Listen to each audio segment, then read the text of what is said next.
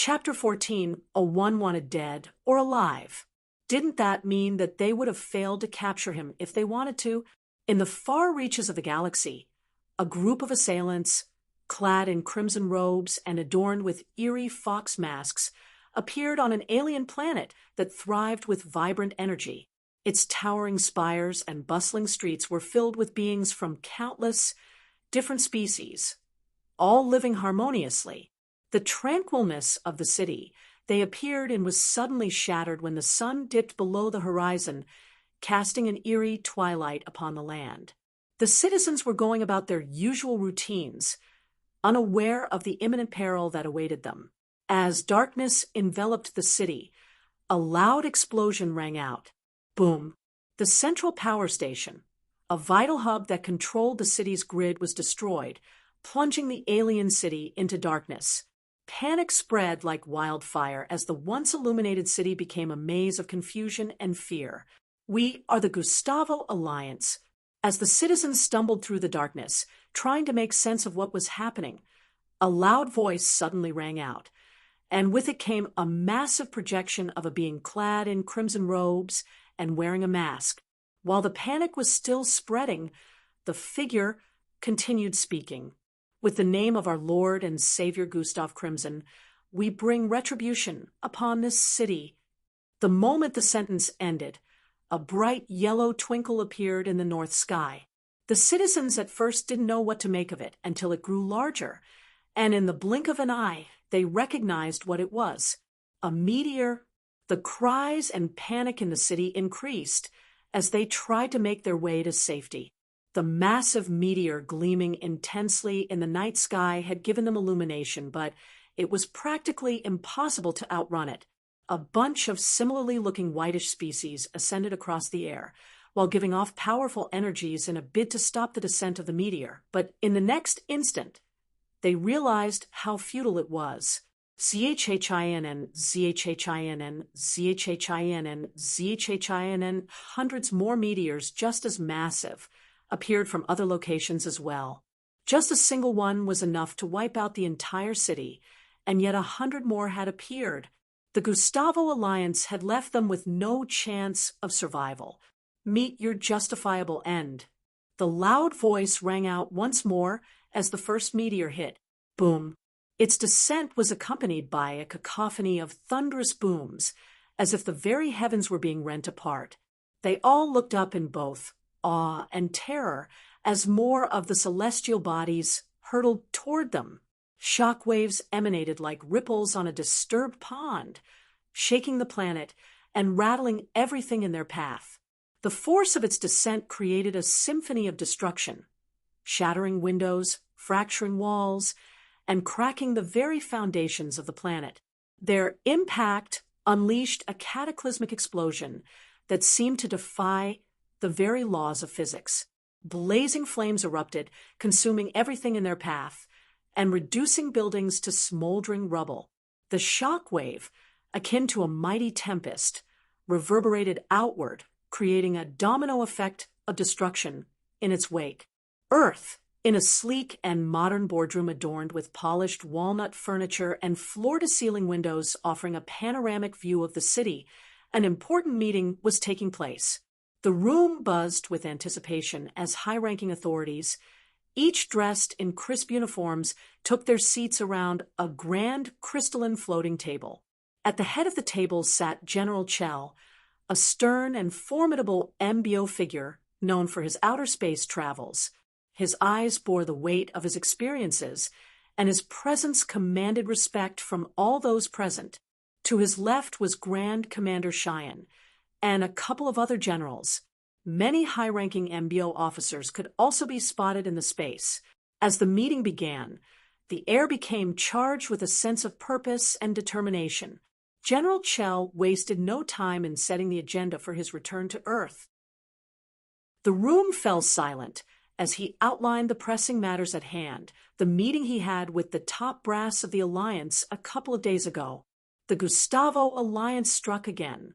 Another 3 million lives were lost, General Chell stated.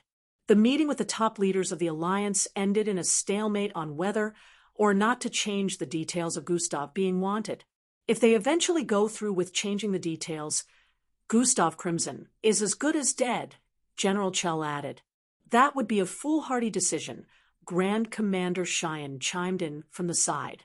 The Gustavo alliance has nothing to do with Gustav Crimson. Gustav Crimson is a loner who likes to do everything alone.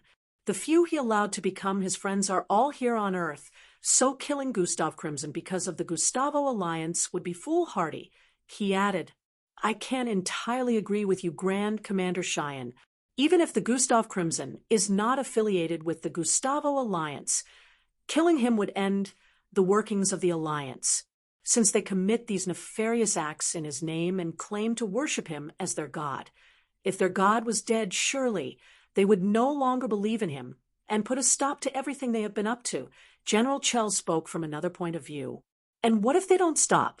What if that just pulls a trigger which ends up worsening the situation and makes the Gustavo alliance go on a frenzy? Grand Commander Cheyenne questioned with a distressed tone. I don't think that will happen, another general voiced from the side, supporting General Chell. They worship him after all. No one worships a dead god, he added. Sirs, if I may, a commander voiced from the side, I will suggest we remain on the side of Gustav being wanted alive, and not alive or dead. We should be trying to protect our own, no matter what may have happened, especially when Gustav Crimson has no hand in the deaths of those extraterrestrial species. Shouldn't the Alliance focus more on bringing the Gustavo Alliance to justice than arguing about whether or not to kill Gustav? Imagine a person committed a crime and claimed to do it in the name of the Grand Commanders. Would you advocate for the Grand Commanders to be slain? The commander added, Aren't you the commander who is like a guardian to Gustav Crimson? General Chell questioned. It matters not what he means to me. I am just giving a rational opinion. If Gustav Crimson is to meet his end, it should be at our hands, and not that of the Alliance. This commander happened to be Xanatus. He had gained enough rank to be a part of the meeting. General Chell and some others seemed to recall just how close he was to Gustav when he was still a gradier and assumed he was speaking from a place of sentimentality. Commander Xanatus speaks the truth. It says a lot about us if we choose to go forth with such a decision for one of our own who has also saved this planet several times, Grand Commander Cheyenne supported from the sides. It says a lot about us that one of our own is slaughtering innocents across galaxies, General Chell chimed in. It has been made clear to you that Gustav Crimson has no motive for engaging in such acts. I have made my decision, General Chell. At the next meeting with the Alliance higher-ups, inform them that Earth is against changing the details of Gustav being wanted. If they are truly concerned about bringing the Gustavo Alliance to justice, a task force can be set up to specially go after them. We will allow some of our most decorated officers to be a part of it. Grand Commander Cheyenne's lengthy response gave no more room for arguments. Understood, Grand Commander Cheyenne. General Chell may be the MBO.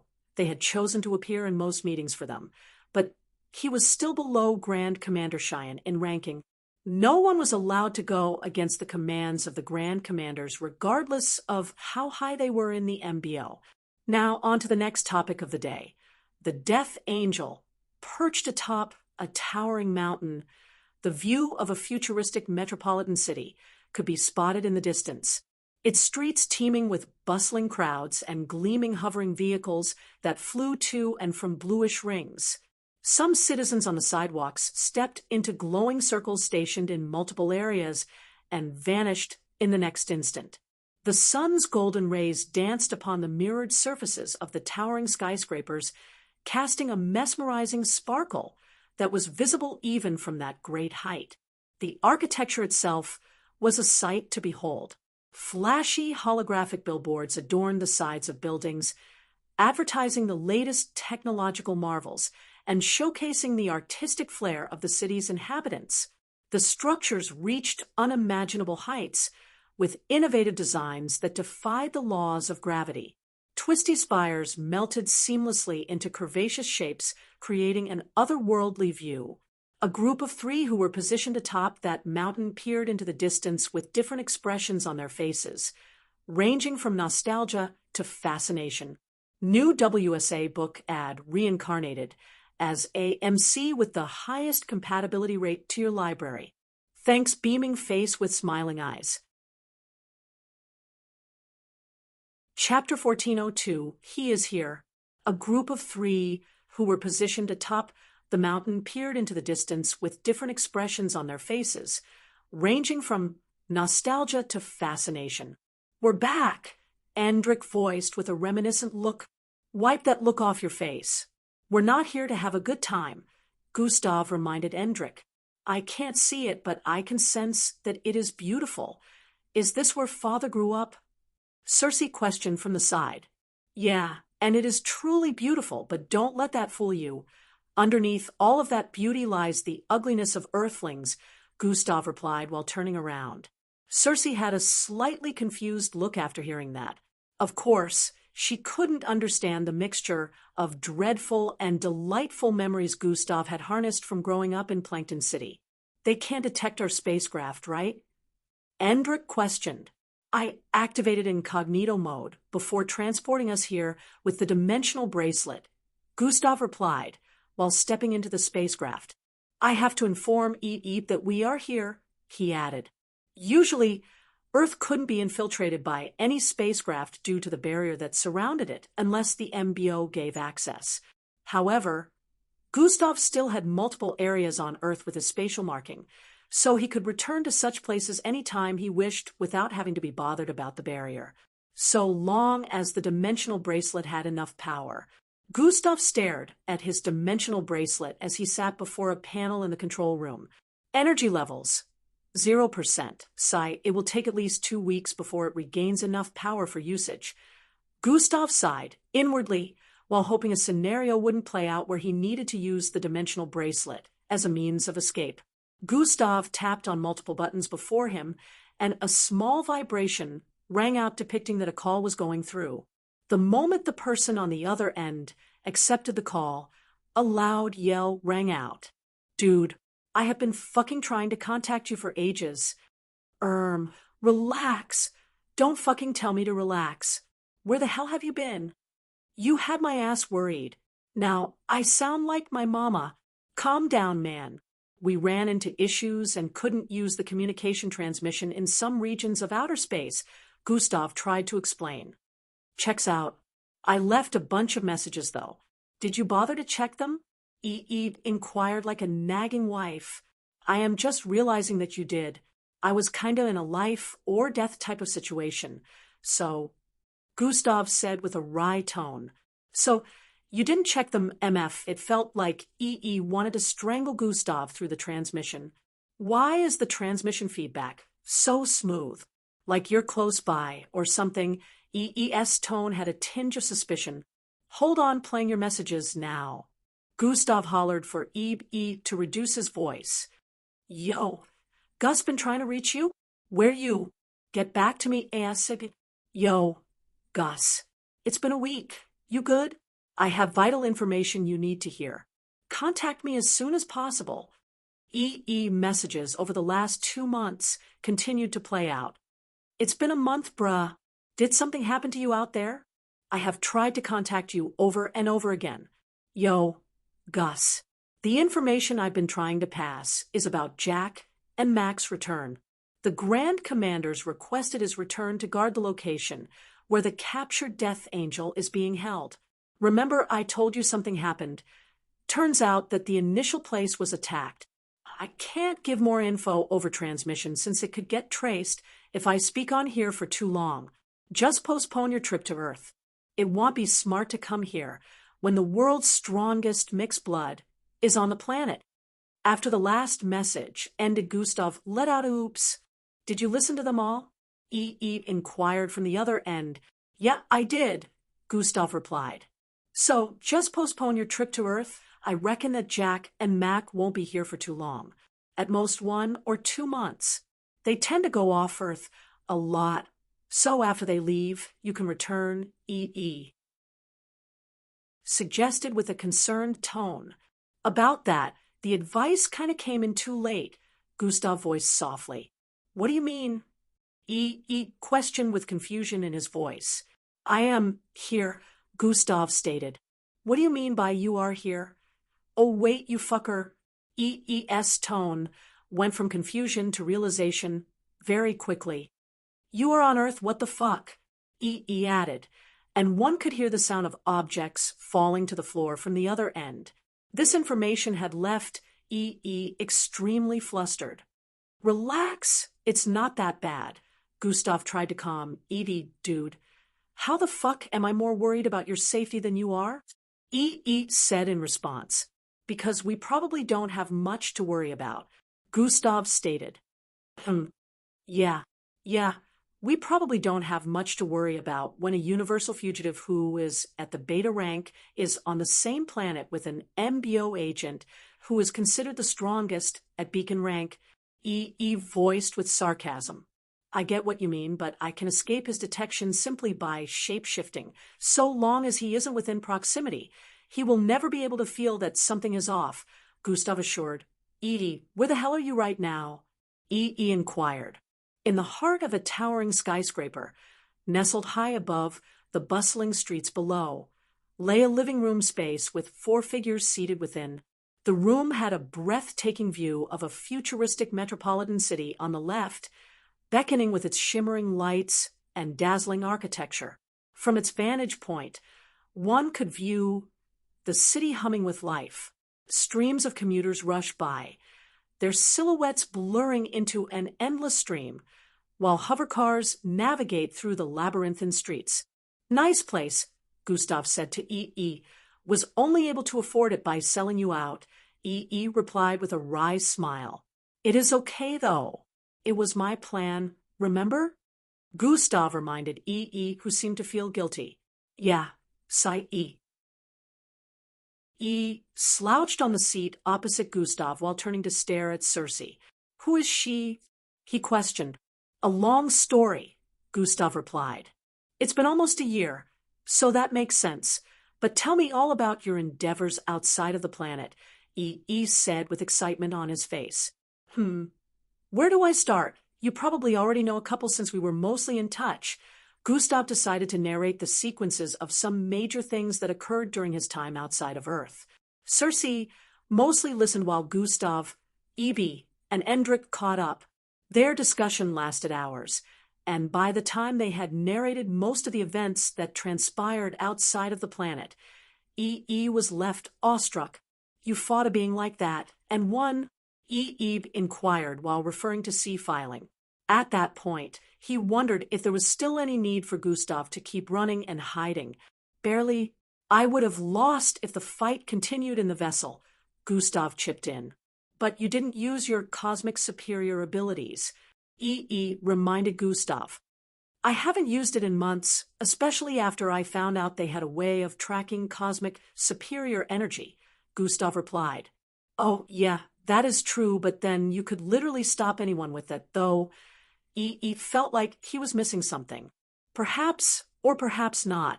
Anyways, did I tell you about why I had to return? Gustav changed the subject. You haven't, EE lightly shook his head. I believe someone cloned my cells, Gustav stated bluntly. What the hell? EE thought he had run out of surprises for the day, till Gustav dropped the bombshell. In the heart of a futuristic enclave, a 12-foot-tall figure stood amidst the amalgamation of a sleek office and a personal laboratory.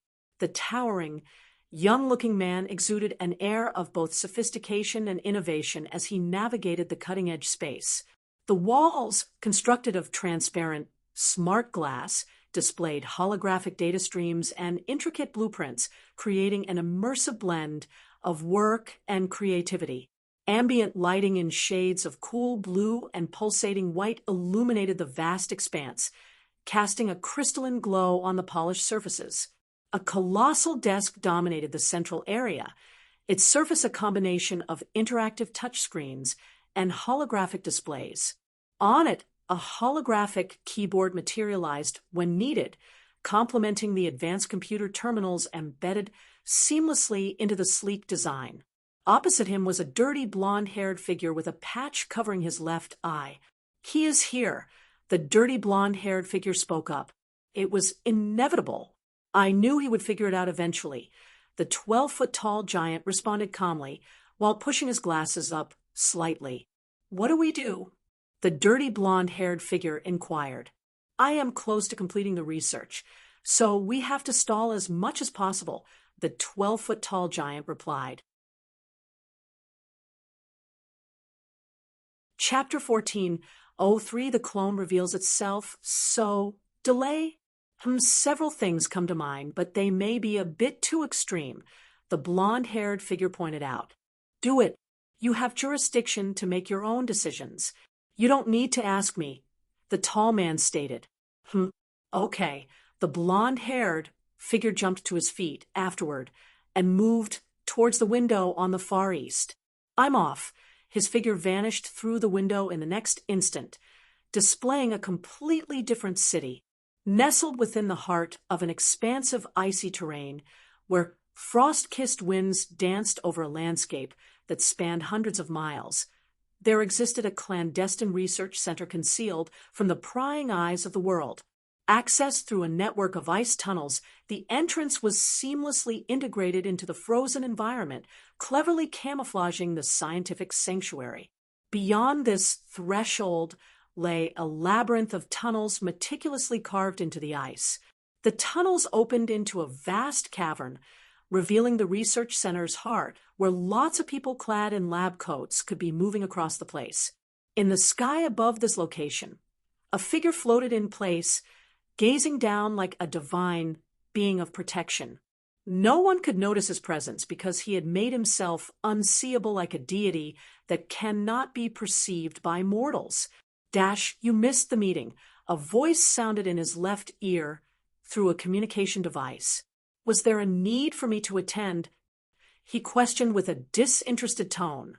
Jack, you can't be this irresponsible. Unlike when you were off the planet, you can't skip important meetings.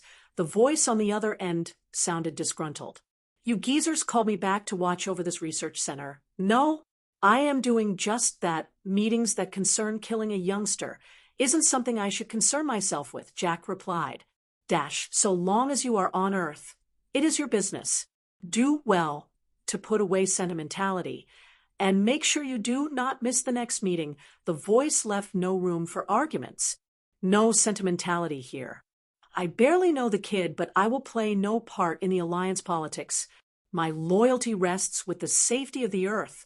I don't care about anything else, Jack scoffed. You suddenly sound like Mac. You two haven't switched, right? It's not noon yet. The voice on the other end sounded confused. No, it is still me. The research center will be protected, no worries. Jack ended the transmission afterwards. Damn geezers. He cursed under his breath while recalling the things they had made him do in the name of protecting the Earth. If push comes to shove, I will kill Gustav Crimson myself, but so long as I determine that he is not a threat to Earth, I will not engage in such foolishness, Jack swore, while peering through the confines of the research center. His eyes focused on the dark being that was being held captive beneath the surface. If what Dr. Markle says is true, we have a way bigger threat on our hands, but these geezers are focusing on the wrong thing. Jack let out a small sigh. Atop a skyscraper within Plankton City, Gustav stared at the enthralling scenery before him. It's been too long since I did this. He basked in the swirling winds blowing his hair backward for a few seconds while a purplish vortex appeared beside him. Walked out of the vortex in the next moment. Endrick is going to watch over her, he reported. Good. How long till she can see again? Gustav inquired. In 24 hours she should be fine, replied with a look of certainty. That's a relief. Let's go, Gustav stated. You're going looking like that.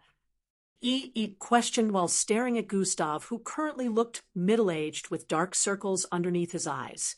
His hair was also a shade of red and black. It is an inconspicuous look, Gustav replied. No doubt. Shook his head before conjuring another vortex. A purplish, swirling vortex appeared before them, and they proceeded to walk in. They arrived in a different scenery completely. What lay ahead of them looked like an endless expanse of yellow burning sands. They couldn't even see their silhouettes despite the blistering heat due to the flaming sands. Your vortex brought us outside, Gustav pointed out while staring at Hee. Hee. It's still Burning Sands City, isn't it? Replied with a wry chuckle. TSK, did you lose your touch? Gustav voiced as they stepped forward. Come on, give me a break, man. I just lost my 20 years of virginity, blurted out. What? Gustav was immediately taken aback the moment he heard that. Realized what he just said and covered his mouth with an expression of realization. How? When did this happen? Tell me everything. Gustav couldn't hide his interest as he began cackling. Shouldn't have said that. Felt like burying himself. Oh, come on. I knew your ass was a virgin, but this is surprising. You finally did it. Felt like burying himself even more after hearing Gustav's response. Tell me, was it a levera? Gustav kept pestering couldn't help but display a cheeky smile the moment he heard her name mentioned. It was the first time Gustav saw blush. He knew felt something for a levera, but he never thought they'd summon up the courage to finally take things further, especially to the point of full intimacy. Well, it started when she asked me out on a date. Began narrating. They had both forgotten or perhaps didn't care that they were currently walking on the burning sands. In the past, the flames would have roasted them both and turned them to ash in an instant, but now they were both unaffected by it. As they walked further, the city materialized on the horizon, a futuristic metropolis rising from the arid expanse, its towering structures gleaming like mirages. Their footsteps left faint impressions on the scorching sand. As they drew nearer, the city's towering spires revealed intricate designs, adorned with luminescent strips that pulsed with a rhythmic energy. They soon passed through an energy shield that shimmered like a translucent wall. The temperature instantly dropped, providing respite from the scorching heat. The city unfolded before them, a marvel of futuristic architecture, with floating walkways connecting towering skyscrapers and sleek vehicles gliding noiselessly along levitating tracks. This was Burning Sands City, the same city where Boss Danzo met his end. Burning Sands City brought back unpleasant memories for Gustav, and he would never have returned there if it wasn't of utmost urgency. He decided to throw everything to the back of his mind in the meantime and focus on the task at hand. A lot has changed, but I still recognize the routes, Gustav said to You still remember the scientist's location, right? Inquired. Yeah, it's in that direction. Gustav pointed southeast, but the moment he did, one of the massive screens on a skyscraper lit up. Breaking news! The universal fugitive Gustav Crimson has been sighted in Arabia City. A footage played out with the voice of the broadcaster, causing loud gasps to ring out across the entire city. What the hell? Let out an expression of shock as he stared at the footage playing out on the screen of a person who looked exactly like Gustav with an eye patch on his left eye. That must be it, Gustav muttered. Turned to stare at Gustav beside him, who was in the form of someone else at the moment. He looks more Gustav than you. So much that I am beginning to doubt that you are the real one. I knew I was right. I will kill Zil. Anguish built up in Gustav as he tightened his fist with a bloodthirsty expression. Watching his clone on the screen made him mad because he was looking to get what he needed and leave Earth without anyone suspecting that he was ever there. There was no doubt that the news was being broadcast all across Earth at the moment, and even though it wasn't truly him, it would cause issues regardless. You were looking for me. Well, here I am. The Gustav in the footage's voice shook the skies as he floated in midair while lifting a skyscraper. It was so large that it seemed like an ant was holding onto it because of his small size. Everyone watching was even more shocked as Gustav in the live footage flung the building downwards at the people in the city who were desperately trying to flee to safety. Chaos and pandemonium rang out as debris and dust clouded the visibility of Arabia City while loud cries rang out. "What is that fucker doing?" E immediately became enraged the moment he saw what the other Gustav did next. That was his home city. He couldn't sit by and just watch it get destroyed. So he swiftly opened up a vortex. Before E could jump into the vortex, Gustav stopped him. "Don't." Chapter 14:04 Don't be silly, don't. He held him back and pulled him to the side. "There is no guarantee you can win against him. We don't know his level of strength and just how many abilities of mine he possesses.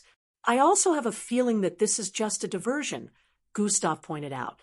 Gustav felt like the clone's first statement, "You were looking for me," was directed at him and not anyone else, unlike how everyone would think he was referring to being wanted. If scientists still did things right, the clone would have a lot of things in his arsenal that Gustav wasn't sure he would not be able to guard against, so he knew it would be a bad idea to let him go. "So, what do you suggest we do?" E inquired with an unsettled expression. Instead of responding, Gustav reached out and planted his index finger on EE's forehead and activated mental manipulation. Transferring memories, a bunch of memories flowed into EE's mind, and he instantly understood what the plan was. Without wasting any more time, Gustav stepped into the vortex that EE just conjured and vanished. EE peered southeast with a look of determination before conjuring another vortex. He stepped into it and instantly vanished as well. Meanwhile, the breaking news was still circulating all across the planet, with the other Gustav wreaking havoc across Arabia City. Arabia City had undergone a state of chaos and near complete annihilation over a year ago, so one could understand how EE felt seeing a similar scenario play out once more. However, he had to trust that Gustav would take care of it. The live footage of the ongoing collateral wreckage and destruction also displayed MBO officers arriving on the scene. The battle between the other Gustav and the deployment of MBO officers became intense in just a few seconds. The other Gustav didn't seem to be lacking as he engaged and dealt powerful blows using atomic blades, as well as many other abilities that belonged to the original Gustav. The MBO officers had difficulty keeping up as many of them got blasted away and left with grievous injuries. Despite being accosted by several MBO officials, the cloned Gustav didn't stop wreaking havoc on the surroundings while dealing with them all at the same time. A group of 3 MBO officers unleashed a joint attack of telekinesis to trap the cloned Gustav in place so other officers could finally hit him with their destructive abilities. However, he suddenly transformed into a massive muscular beast with brownish-red skin and dark wings sprouting out of his back. With a single swift motion, he ripped through the constraints of the telekinesis and clawed forward intensely. A slash sent forth destructive dark lines that ripped through the officers easily and continued till another skyscraper far behind got cleaved into 4 different parts, crumbling onto the sides. The MBO officers who unleashed a joint telekinetic attack had their body parts raining from the air with blood. "Are you going to keep hiding, or are you going to face me?" the cloned Gustav yelled, after decimating another bunch of them. He had mercilessly dealt with almost all the officers who arrived on the scene, showing that he wasn't bothered slaughtering them like their lives were worth nothing. A figure suddenly flickered into existence a few feet from the cloned Gustav in midair. The moment that happened, the destruction in the vicinity came to a stop as the cloned Gustav stared at the being before him with slight wariness and reverence. "You finally showed yourself," the cloned Gustav stated. The live footage display had everyone guessing about the identity of the person who had just arrived on scene. Is it an MBO officer? What is going on? Who is that person? Why are they wearing a mask?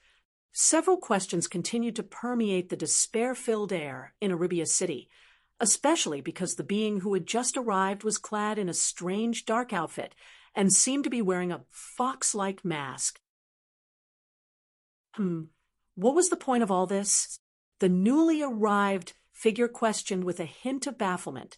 You were the point, the cloned Gustav responded. I was trying to keep my presence hidden. Why did you have to disturb that? The masked figure kept speaking. You are the original, so you tell me, the cloned Gustav smirked, displaying a mischievous expression. You won't find him now, will he? Gustav questioned with a tone of realization. No, he won't, the cloned Gustav responded. Only I know where he is, but then you could as well, which was why I made sure to drag you here. I knew you wouldn't let come face me. He is our friend, he added. Point of correction, he is my friend. You are just a mistake I made by trusting a greedy scientist. The masked figure, who happened to be the real Gustav, turned around after speaking. What if I killed you and took your place? Then I'd have your life to myself, the cloned Gustav spoke with a tone of intrigue. You'd regret it. It's not such a great life. The real Gustav replied with a melancholic tone. That is for me to decide, the cloned Gustav stated while his energy began to climb intensely. You were better off hiding in the shadows. Why did you have to come out? Gustav's eyes, through the mask, bore a look of pity. Do you know what it feels like living like that? The cloned Gustav's eyes suddenly bore a look of hatred as he glared at Gustav.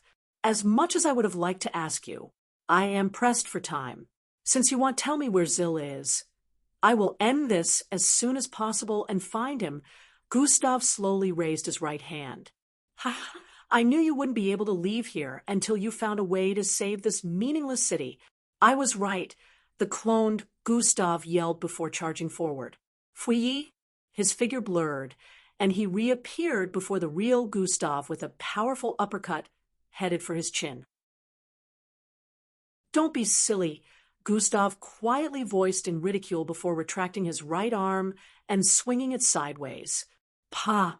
A heavy slap rang out as the back of Gustav's palm slammed into the cheek of the clone, sending him flying into the distance with ripples of destruction sweeping across the air from the collision. Just because you defeated the MBO officers doesn't mean you stand a chance against me. Gustav spoke with such casualness that would cause anyone to be terrified. Bang, bang, bang, bang. The cloned Gustav blasted through multiple buildings as his body kept getting catapulted into the distance from the slap. His whole face was soon smeared in blood as he gritted his teeth and swirled his body to take advantage of the momentum. Stamping his feet onto a mast that appeared in his line of sight, he catapulted his body forward with intensity while conjuring a massive atomic blade.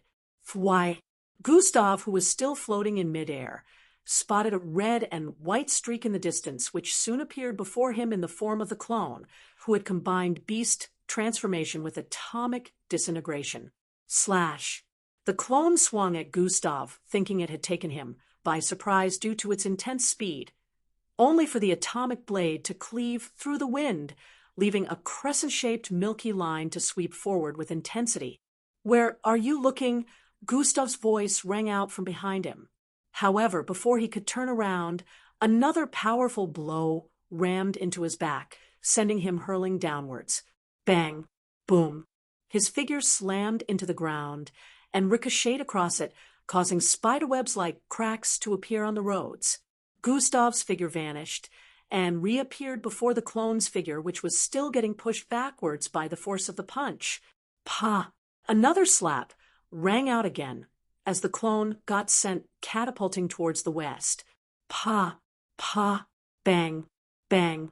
The clone was unable to follow Gustav's series of attacks as he moved like he was teleporting. 1 second he was on the left, and the next he was on the right or behind him or before him. It was almost like he was everywhere at the same time, and the clone wasn't the only one with this thought. As the world watched who they thought was the real Gustav get beaten up, they couldn't hide their astonishment. Just who is that man in the fox mask? For him to have the upper hand against an anomaly like Gustav Crimson, he has to be outranked, right? This is unbelievable. How is he winning when even the MBO officers couldn't do anything? The confusion continued as the cloned Gustav repeatedly received a pummeling until he was no longer able to counter in the slightest. Every attack he used, Gustav would counter with 10 times more power. The real Gustav made sure not to use an ability that might bring suspicion, and fortunately, the fight was over after a few minutes. Hand him over. A loud voice rang out from the side. Chapter 1405. I cannot let you take him. The real Gustav made sure not to use an ability that might bring suspicion, and fortunately, the fight was over after a few minutes. Since he primarily used physical prowess to overwhelm his clone, the spectators around the globe were unable to tell what his actual abilities were, and as such they couldn't identify who he was. Fly high, Gustav descended from the air into the midst of the destruction and desecration on the surface. The air hung heavy with dust and the acrid scent of smoke, remnants of the devastation that had befallen the urban landscape. Some skyscrapers had crumbled to the ground, with shattered windows and twisted metal poking out from multiple areas of the landscape. The streets, once bustling with the vibrant energy of city life, were now navigable only through a labyrinth of debris, remnants of vehicles littered across the place.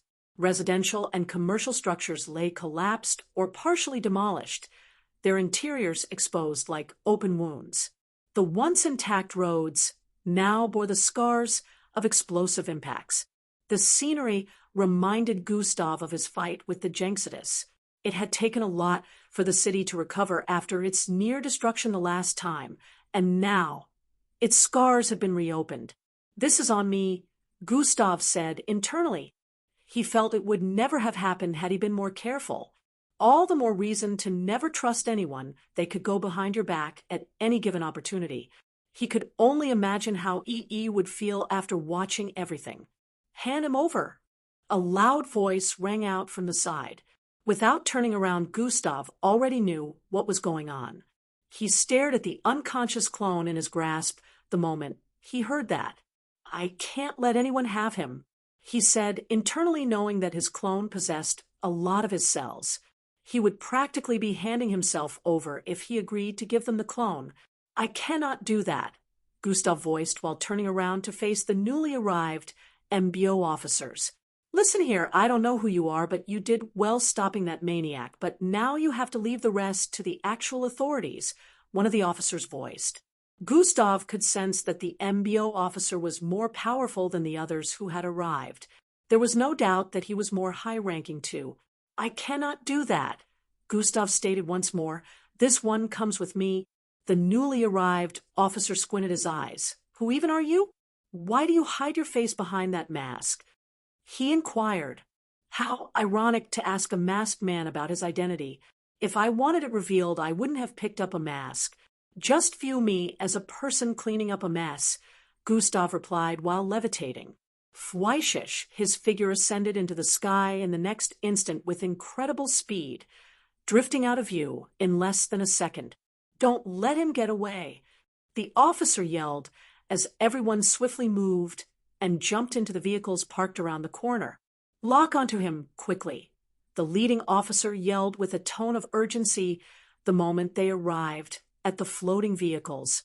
An operator could be spotted frantically tapping on buttons on the panel before them.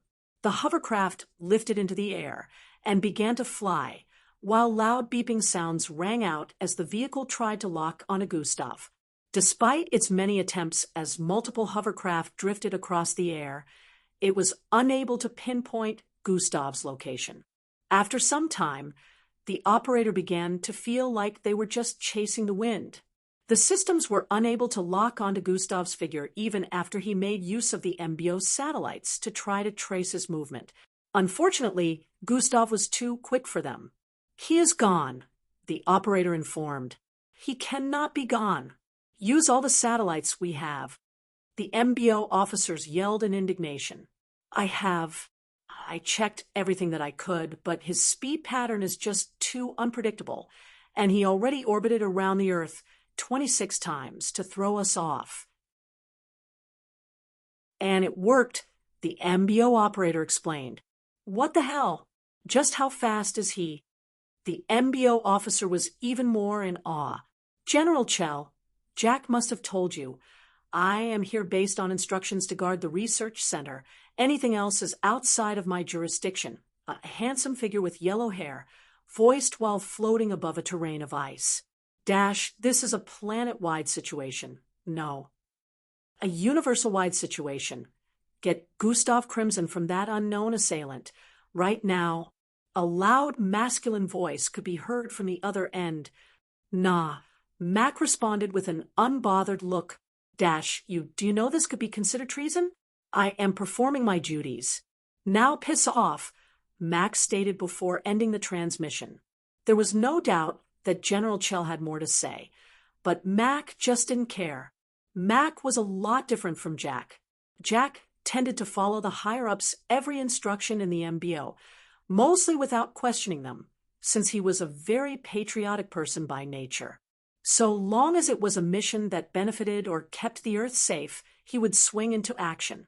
As for his counterpart Mac, he was more rebellious. If Mac had been in control when Jack was asked to subdue Miss Amy in the past, the fight would never have happened because he was fond of her. He envied how she could do whatever she pleased, whereas he was more obedient because of Jack, his patriotic counterpart. Mac floated in place silently for some time till a vibration rang out. Sigh, why won't these geezers just leave me alone? Mac lamented as a holographic call appeared in his line of sight. Transmission from Grand Commander Cheyenne. What is it again, geezer? Mac questioned with a tone of annoyance after picking up. Grand Commander Cheyenne appeared in view and began speaking. If this is about the kid getting snatched out of y'all hands, I don't care, Mac interrupted before Grand Commander Cheyenne could complete his sentence. It is, Grand Commander Cheyenne admitted. Your help is needed to retrieve the Universal Fugitive.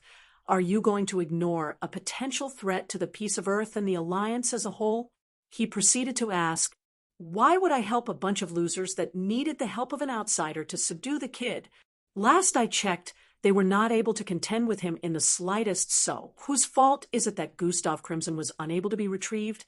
Mac questioned. So you watched the fight.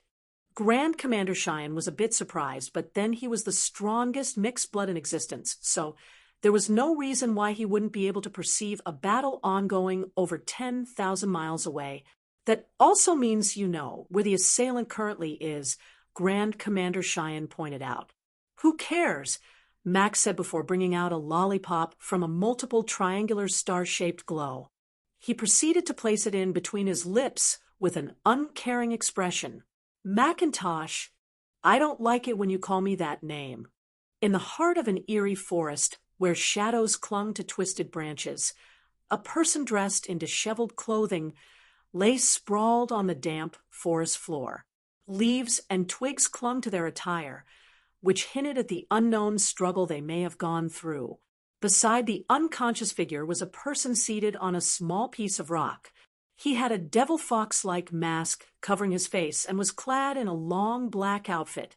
He glanced at the unconscious figure a few times while seemingly on a call with someone. Yeah, he is right here. Glad you're safe. He doesn't have all of my abilities, and, as you must have seen during the broadcast, his power level is below beta rank. Maybe I should have just gone to face him myself and left the search of that scientist to you. He did mention that you wouldn't find him. This whole endeavor was a distraction, and it served its purpose. What will you do now? I have to. The figure in a demon fox-like mask, who was Gustav, suddenly paused as he sensed something. He swiftly ended the transmission and looked up. Damn it, I forgot about him. He cursed internally as a whooshing wind began to blow the trees in the vicinity sideways. As the trees along with their branches gave way, it revealed the illumination of the skies, above along with a figure that seemed to be floating in place majestically. You know why I am here? The voice of a yellow-haired figure floating in the distance rang loudly. To reap a harvest from another man's plant? Gustav maintained a calm tone as he questioned, Matt, I know you did all the work, which is why I am sorry about this. Under normal circumstances, I wouldn't do this, Max said while pointing at the body of the unconscious cloned Gustav. You'll discover the inception of this content at N0V at Lubin. I cannot let you take him, Gustav stated while grabbing the unconscious clone.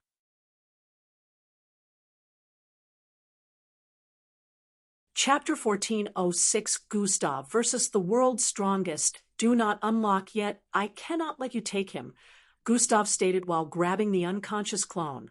However, in the next moment, a star-patterned construct appeared around the body, causing it to vanish. Sorry, but you can't stop me, Mac responded while the unconscious body appeared beside him in midair. Damn it! Gustav gritted his teeth before leaping into the air. Whoosh! Heavy wind blasted in every direction as the ground of the forest cracked and trees swayed to the side from the intensity of Gustav's speed. Mac, who had already turned away to leave, was taken by surprise as the figure in the fox-like mask, who he didn't know was the real Gustav, appeared beside him in just a split second. Gustav immediately reached out to grab the clone protected by the triangular star-shaped construct, and from the corner of his eye he caught the slight astonishment on Mac's face. However, Mac was much faster as he pulled the floating, unconscious clone away and thrust his right palm forward. Bang! Gustav was met with a violent clash as his entire body was sent flying across the air upon collision. Don't push me, Mac warned after attacking with no intent to inflict gracious injuries. He turned around and flew forward with the floating unconscious body beside him, but didn't get very far before a red streak blazed across the sky. Looks like I might need to knock him out, Mac decided while turning around swiftly. Gustav's figure appeared right before him with his arm outstretched once more. Space construct, Mac chimed before Gustav could make contact. Triangular star-shaped enclosures suddenly appeared around Gustav's figure, and he instantly found himself unable to move. Damn it. The space left Gustav completely incapacitated. There was only one way he knew he could get out of it, but he couldn't go through with it because he would be risking exposing his identity. Chaos construct, Mac voiced while pointing at the sky. A massive, glowing, purplish circle with multiple triangular shapes covered the sky and blotted the view of the entire sun. Gustav was frozen in place, but he could sense the incredible pressure from the sky. In the next instant, a powerful torrent of purplish energy rained from the sky like a waterfall. It charged downwards with immense speed and power, slamming into Gustav's frozen figure. Bang! It rained down upon the forest, which was as large as a town, racing everything in view to the ground. The fire was unable to breed because, in just a second, the entire vicinity was turned into a charred wasteland. The trees were gone along with rocks, grasses, highlands, mountains, and almost every atom in view. All that remained in view was a massive, darkened surface with molten lava in some areas. Judging by your strength, that won't be enough to kill you, but at the very least you won't be a nuisance anymore, Max said before turning away, once more, and flying into the distance. Those geezers better not complain about the destruction, he grumbled. Down beneath the pile of ash and molten liquid, a figure sprouted out of the surface with a sizzling cooked flesh. Reddish marks could be seen all over his burnt skin and hair as he raised his face to stare at the sky. Powerful indeed. The figure voiced with a tone of aspiration, "You've done it now," he added while his body began to visibly regenerate at very insane speed. Silver scales started appearing all over his body as the space around him twisted and violent winds stirred. Horns protruded from his head as energy gathered around him, and he ascended from the surface of the decimated environment. His figure suddenly vanished like he teleported, and in the next instant, a loud ripping sound rang out heavily. Grrrhhhhhhh. The surroundings quaked with intensity as a massive line was torn in the skies. People across multiple cities in the world looked up to the sky and could see the line that cut across it. Their faces were fraught with clueless expressions, but the sound wave that came next made them cover their ears in horror. Thraha! It sounded like 1,000 thunderbolts merged into one, ringing before each person's ear. Some of them already had blood leaking from their eardrums. They didn't know that what was coming next would be even worse. A few seconds earlier. Huh? Mac turned in midair as he sensed something. Nature cons. Before he could complete his sentence, the skies ripped open with rifts appearing all over. It sounded like thousands of loud explosions went off as an incredibly quick streak rammed heavily into Mac. Both figures tore across the sky at such insane speed that more rifts appeared in their wake. Mac was completely astounded as he tried to free himself from the figure that clung to him with unprecedented grip. "How are you still conscious?" Mac voiced as he held onto Gustav's arms and began slowly spreading them. When he noticed he was losing hold, Gustav spun repeatedly and flung Mac away. Fwai. Mac found himself catapulting downwards at a speed that not a single mixed blood would be able to follow. Before he could try to stabilize himself, he slammed into the surface of an ocean, causing a massive torrent to blast upwards. Boom! It was as though another explosion had gone off as Mac hit the bottom of the ocean instantly. A cyclone was generated as a radius of more than 50,000 feet was cleared of water, and walls of ocean waves spread to other areas. Mac broke through the ocean bed and continuously kept falling further underground from the force of the throw. The clone's unconscious body, which still had triangular-shaped star constructs around, it was flying toward the ocean when Gustav grabbed it forcefully. "Gotta put this in my personal space," he voiced with a struggling tone as he tightened his hand around the construct in a bid to break through it and retrieve the clone's body. Unfortunately, the construct seemed unbreakable despite the amount of pressure Gustav inflicted on it. "I have no choice but to use it." Gustav could only pray that it didn't get noticed as a stack of multicolored rhombuses phased out of his left palm area. "Try just the construct," Gustav instructed. In the next instant, the construct was consumed by Cohelia, leaving Gustav's unconscious clone untouched. Gustav reached out to grab the clone before it could fall, but before he made contact with it, Fwai, a yellow streak, came out of nowhere and snatched the clone from him. "Damn it, I wasn't fast enough." Gustav gritted his teeth. Mac had the clone in his grasp as he appeared hundreds of feet away from Gustav. I cannot ignore your level of strength, even though it is beneath mine. Someone as powerful as you are will not be able to go unnoticed since there are not a lot of mixed bloods on this level of strength. Who are you?" Mac questioned with a perceptible tone of interest. Although Gustav's demon fox-like mask had been disintegrated when Mac attacked earlier, one still couldn't tell how he looked at the moment. This was because Gustav activated Ultimate Combination, which had completely altered his human look.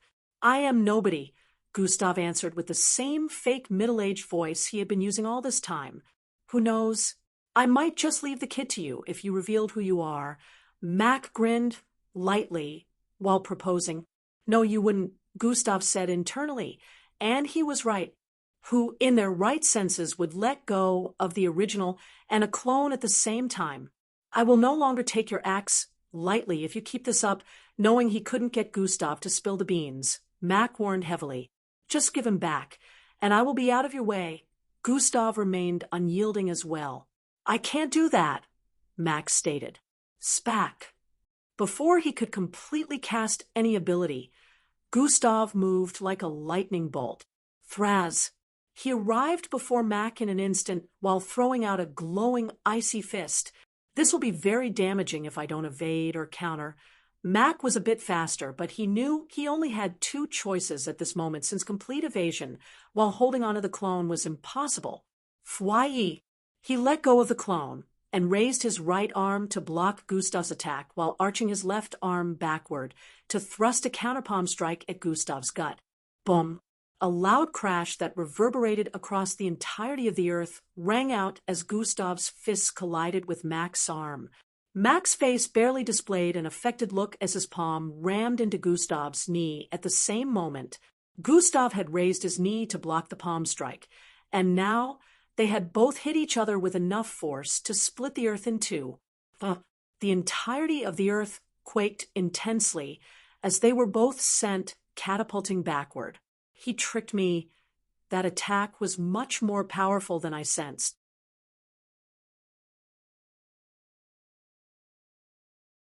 Chapter 1407, Absolute Death. He tricked me. That attack was much more powerful than I sensed. Mac forcefully swallowed the blood, threatening to shoot out of his mouth, as he flew uncontrollably into the distance. Gustav wasn't any better, as his left leg could be seen missing from the knee downwards. His figure left a trail of blood across the air as the force from their collision sent him spiraling backward, much harder than Mac. Bruh. Gustav vomited out a mouthful of blood, as the attack had truly rocked him to his core. Now he understood what it was like to go against the strongest mixed blood of their age. The clone, Gustav, struggled to breathe as his perception picked on the falling body in the distance. The clash had driven them thousands upon thousands of feet away from each another, and it had also left the body of the clone falling from the air. Mac had regained control of his drifting body before Gustav could. The moment he came to a stop, he peered forward in the direction of the falling body. Whoosh! His figure drove forward at a much faster speed than Gustav's, crossing a distance of more than 10,000 feet in milliseconds. Pah! Gustav slapped his face in midair to jolt his body back to a functional state as he sensed that Mac was about to grab the body. Twice space contrasted, turning into a tunnel that led straight to the unconscious clone the moment Gustav charged forward. He arrived before Mac and threw an uppercut at his face. Mac once more had to let go of the clone to defend himself, causing both of them to clash thousands of times in just a few milliseconds. Bang, bang, bang, bang. They both repeatedly threw out extremely quick strikes with even more caution and precision than before, causing waves upon waves of energy to disperse in every direction. The ocean beneath them had been disturbed to the point where its waves had moved to another location entirely. Beneath them, the ocean waves that were displaced still hadn't returned, giving them a view of the ocean floor. Shores were being flooded due to their battle, and the weather conditions in the sky had undergone a complete change. Even though Gustav managed to block a lot of Mac's attacks, he was still receiving grievous injuries. Mac was more cautious than before, so he had hardly taken damage from Gustav's attack, but he knew they couldn't keep it up. From the corner of their eyes, they saw that the body was about to collide with the ocean floor. Fwai! The moment they both realized this, Gustav and Mac dashed downwards with incredible speed. Gustav reached out to grab the clone's unconscious body before it could strike the ground, when Mac threw out a purplish blast that sent him flying into the distance. Bang! Mac caught the clone just inches away from hitting the surface, but before he could even relish the feeling of relief, a red bolt tore through the air and slammed into his chest. He subconsciously let go of the clone's body as a bloody hole appeared in the middle of his chest from the attack, while his figure got blasted backward. Gustav reached the clone, which was now resting on a rock protruding from the ocean bed, and swiftly drew a rectangular line in midair with his index finger. A glowing doorway appeared in view, and Gustav swiftly threw the clone into it. However, before he could close the doorway to the space he created, Mac's figure rammed into him from the side. He was sent flying as loud cracking sounds rang out while Gustav spat out blood profusely. I've never been beaten to this point before, while Ultimate Combination is activated. He isn't the strongest for nothing, Gustav grumbled internally as he felt his organs shifting out of place from Mac's continuous hits. He couldn't help but curse at the fact that the dimensional bracelet was currently out of power. He would have gotten out of here with the body a long time ago if it wasn't the case. As Mac reached out to grab the clone's unconscious body within Gustav's conjured space, an orb suddenly appeared beside him. The moment he turned to the side in surprise, a burst of reddish and purplish energy swept out from the orb. Boom! Mac was sent flying with intensity as the immensely destructive energy raged forth like a force of death. Gustav willed the space to close at the moment of the blast so as not to end up incinerating the clone by mistake. However, the torrent of destructive energy had swept him away as well and was currently consuming the ocean. "Contain!" Gustav yelled while slapping his palms together and gritting his teeth forcefully. The energy sweeping forth suddenly stopped while sweat began to dribble down Gustav's face. He had only let the energy rage for half a second, and yet the entire ocean was nearly dried out. A look of regret could be seen on his face as the energy began to rescind. His body got charred due to this, but he had enough power to retract the attack. The torrent of energy continued to withdraw until it got contained in an orb like before, except that this one happened to give off a weaker energy compared to the previous one. If Gustav had let the energy fully sweep out, the entire Earth would have been consumed. No one would know that he was responsible for it, but he would have really become a real planet destroyer had such happened. Mac's upper body had a few scalds, and most of his clothes had been chopped away, but he still seemed very much vibrant. This was an attack that would usually disintegrate everything in sight, and yet it only managed to send Mac some distance away, with barely any injuries. He picked himself up and observed the destruction around him. It was like being at the edge of the world where endless waves once danced. What lay before him now was a desolate expanse bearing the scars of a cataclysmic event. The once majestic ocean had been brought to the brink of desiccation, its waters reduced abysmally. The seabed, now exposed and cracked, told a silent tale of devastation. The ocean's floor, once hidden beneath a vibrant mosaic of marine life, lay barren and desolate. Aquatic mixed breeds that once darted through the vast blue ocean had vanished, leaving behind a haunting emptiness. He is an alpha-ranked mixed blood capable of such, and yet I have never met him before this. Mac knew that alpha-ranked mixed bloods were capable of bringing the Earth to a state of devastation. However, it was a different case when they were not only capable of that, but could also exchange more than a couple of blows with him. The last person he recalled was able to do this was Miss Amy, and there had not been anyone else since. This made him even more interested in the identity of the person he was battling against, but there was only one choice left. It is dangerous to keep this up for the sake of the Earth. I must eradicate him in one fell swoop and retrieve the kid, Mac decided while levitating.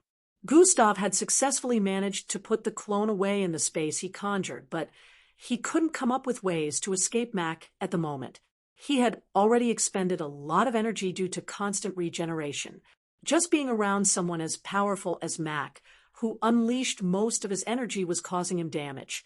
There was no doubt that he was still far from reaching Mac's level, but he couldn't have asked for a better situation since Jack was said to be more powerful than Mac. It made sense since people mostly mentioned Jack whenever a discussion about the strongest mixed blood was brought up. Gustav couldn't imagine how much crazier it would have been if he had to face Jack. Ugh. Gustav suddenly paused as he felt something inexplicable. He turned to the southwest as he sensed it and spotted the darkening clouds up ahead. Mac had his finger pointed in Gustav's direction as triangular star-shaped patterns appeared in reddish form. As much as I would like to continue this, I can't. With the activation of absolute death, this fellow will meet his end. When his space ruptures, I will retrieve the boy. Mac decided internally, while the darkening clouds increased. I'm going to die.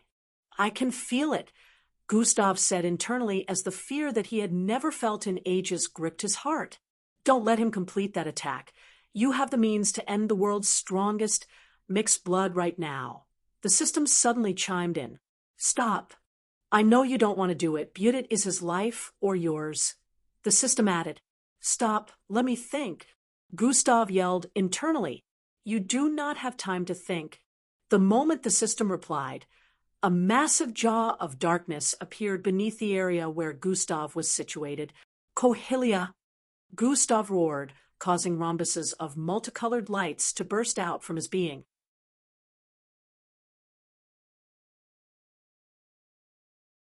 Chapter 1408, Reappearance of the Otherworld being the moment the system replied. A massive jaw of darkness appeared beneath the area where Gustav was situated. Cohelia! Gustav roared, causing rhombuses of multicolored lights to burst out from his being. Master! A loud and domineering baritone voice rang out as Cohelia was being summoned in full power. The atmosphere became extremely tense because of the frightening aura the both of them were giving off. As the tension rose to its apex, Mac's face suddenly scrunched up with a disturbed expression. Gustav was about to devour everything within a particular radius when he sensed the energy from Mac's side thinning. Something is wrong, Gustav said internally. I think you're right, the system agreed. At that moment, Mac suddenly deactivated his attack and blasted off into the sky at unprecedented speed. Ha! Gustav paused in bafflement. What is going on? He wondered out loud. It made no sense for Mac to just suddenly leave, since he wasn't losing the battle. Gustav only had a lot of tricks up his sleeves. Anyone who had witnessed the battle would have known that Gustav was still a level beneath Mac. So why would he suddenly leave? Whatever happened is none of my concern, since it helps. Time to leave. Gustav couldn't help but let out a sigh of relief as he turned and commanded Cohelia to retract. Aren't you at least curious about what came up that made the world's strongest halt the process of retrieving a universally known fugitive? The system questioned internally. Has to be something more important, probably life or planet-threatening, Gustav assumed, and then suddenly paused. You know what it is, don't you? Gustav questioned with a tone of realization. Minutes earlier, at the Icy Research Center, Grand Commander Cheyenne stood before the underground space where the Death Angel was being kept. He was glad that at the very least he was there to watch after the research center, or Mac would never have agreed to leave in pursuit of Gustav. It had taken a lot of convincing, but since Mac had felt the Grand Commander was capable enough, he decided that it wouldn't hurt to leave the protection of the research center to him for 20 seconds. 20 seconds was the amount of time he had assumed it would take him to get Gustav's clone, who he thought was the original, and return to the research center. His calculation was done on account of the resistance of the party who was holding onto the clone, the real Gustav. No one would have expected that the mixed blood assumed to be at the alpha rank would give Mac so much trouble. Behind Grand Commander Cheyenne was a group of scientists working on a dark, cube-like box that kept generating yellow sparks of electricity, almost fully calibrated. Dr. Markle, who was the leading scientist there, gave occasional feedback to Grand Commander Cheyenne. Holographic imagery gave them visuals of a percentage currently at 99, 30% slowly moving upwards. It is still far from what I requested of you, Grand Commander Cheyenne voiced while turning away from the Death Angel, who was completely trapped in the space ahead. One step at a time, if we can first bring it to a point where mixed bloods will be able to exist in the other dimension without weakening.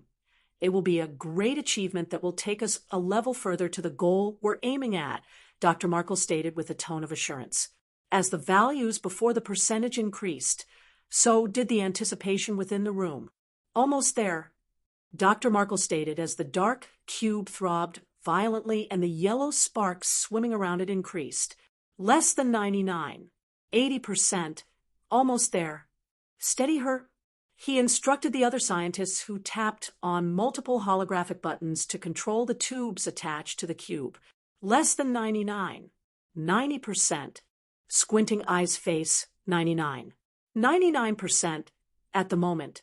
It was like time had come to a pause as the scientists and Dr. Markle watched the holographic display with keen eyes. All of a sudden, cracks began to appear on the surface.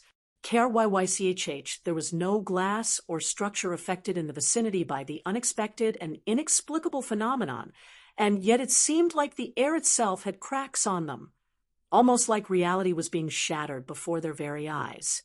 Grand Commander Cheyenne, who had noticed it before anyone else, moved with speed and precision, grabbing Dr. Markle by the collar before the phenomenon could completely unfold into an unexpected disaster.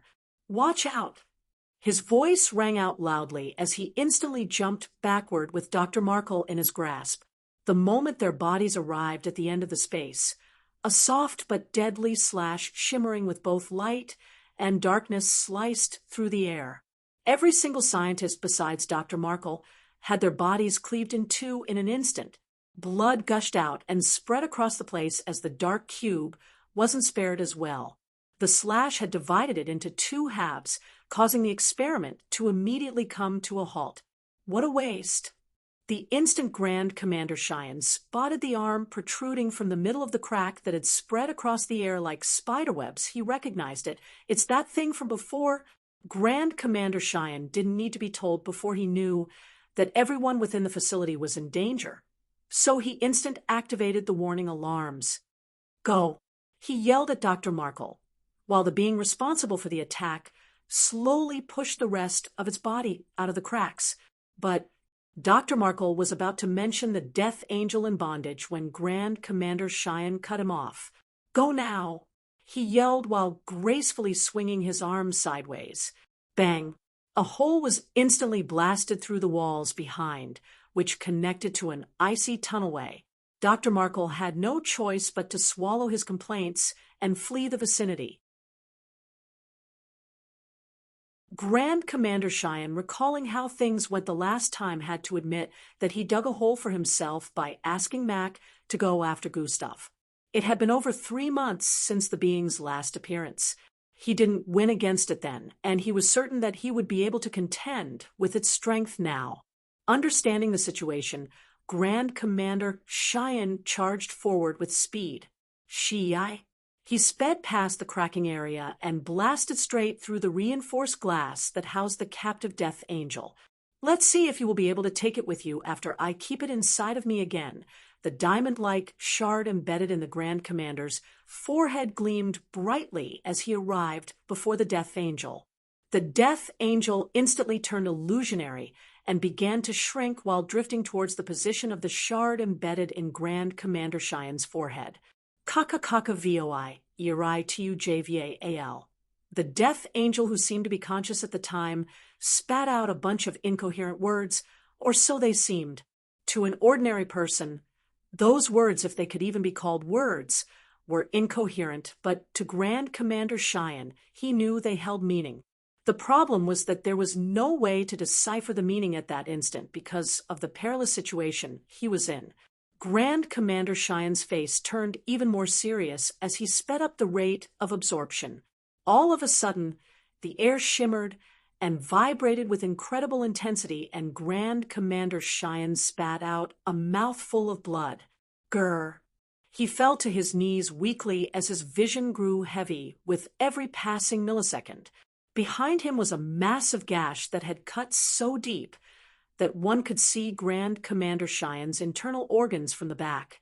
Blood tried to seep out, but was disintegrated by the dark corrosive light surrounding the edges of the gash.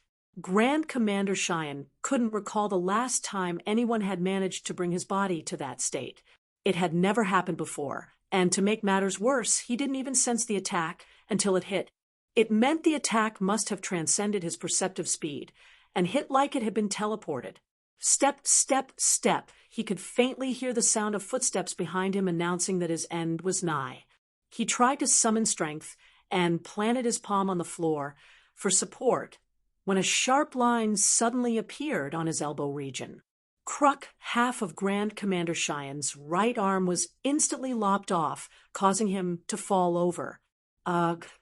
Blood seeped out intensely as the footsteps grew closer. The figure currently standing behind him had a feminine structure. She had a line that separated the two contrasting colors that her skin possessed. The half-white of her face twisted a little as the darkness in the eye positioned on that half seemed to spread a little. The blade in her right hand gleamed dangerously as she raised it ever so slightly The entire facility trembled in the wake of the energy that surrounded her figure, causing Grand Commander Cheyenne to struggle even harder with breathing.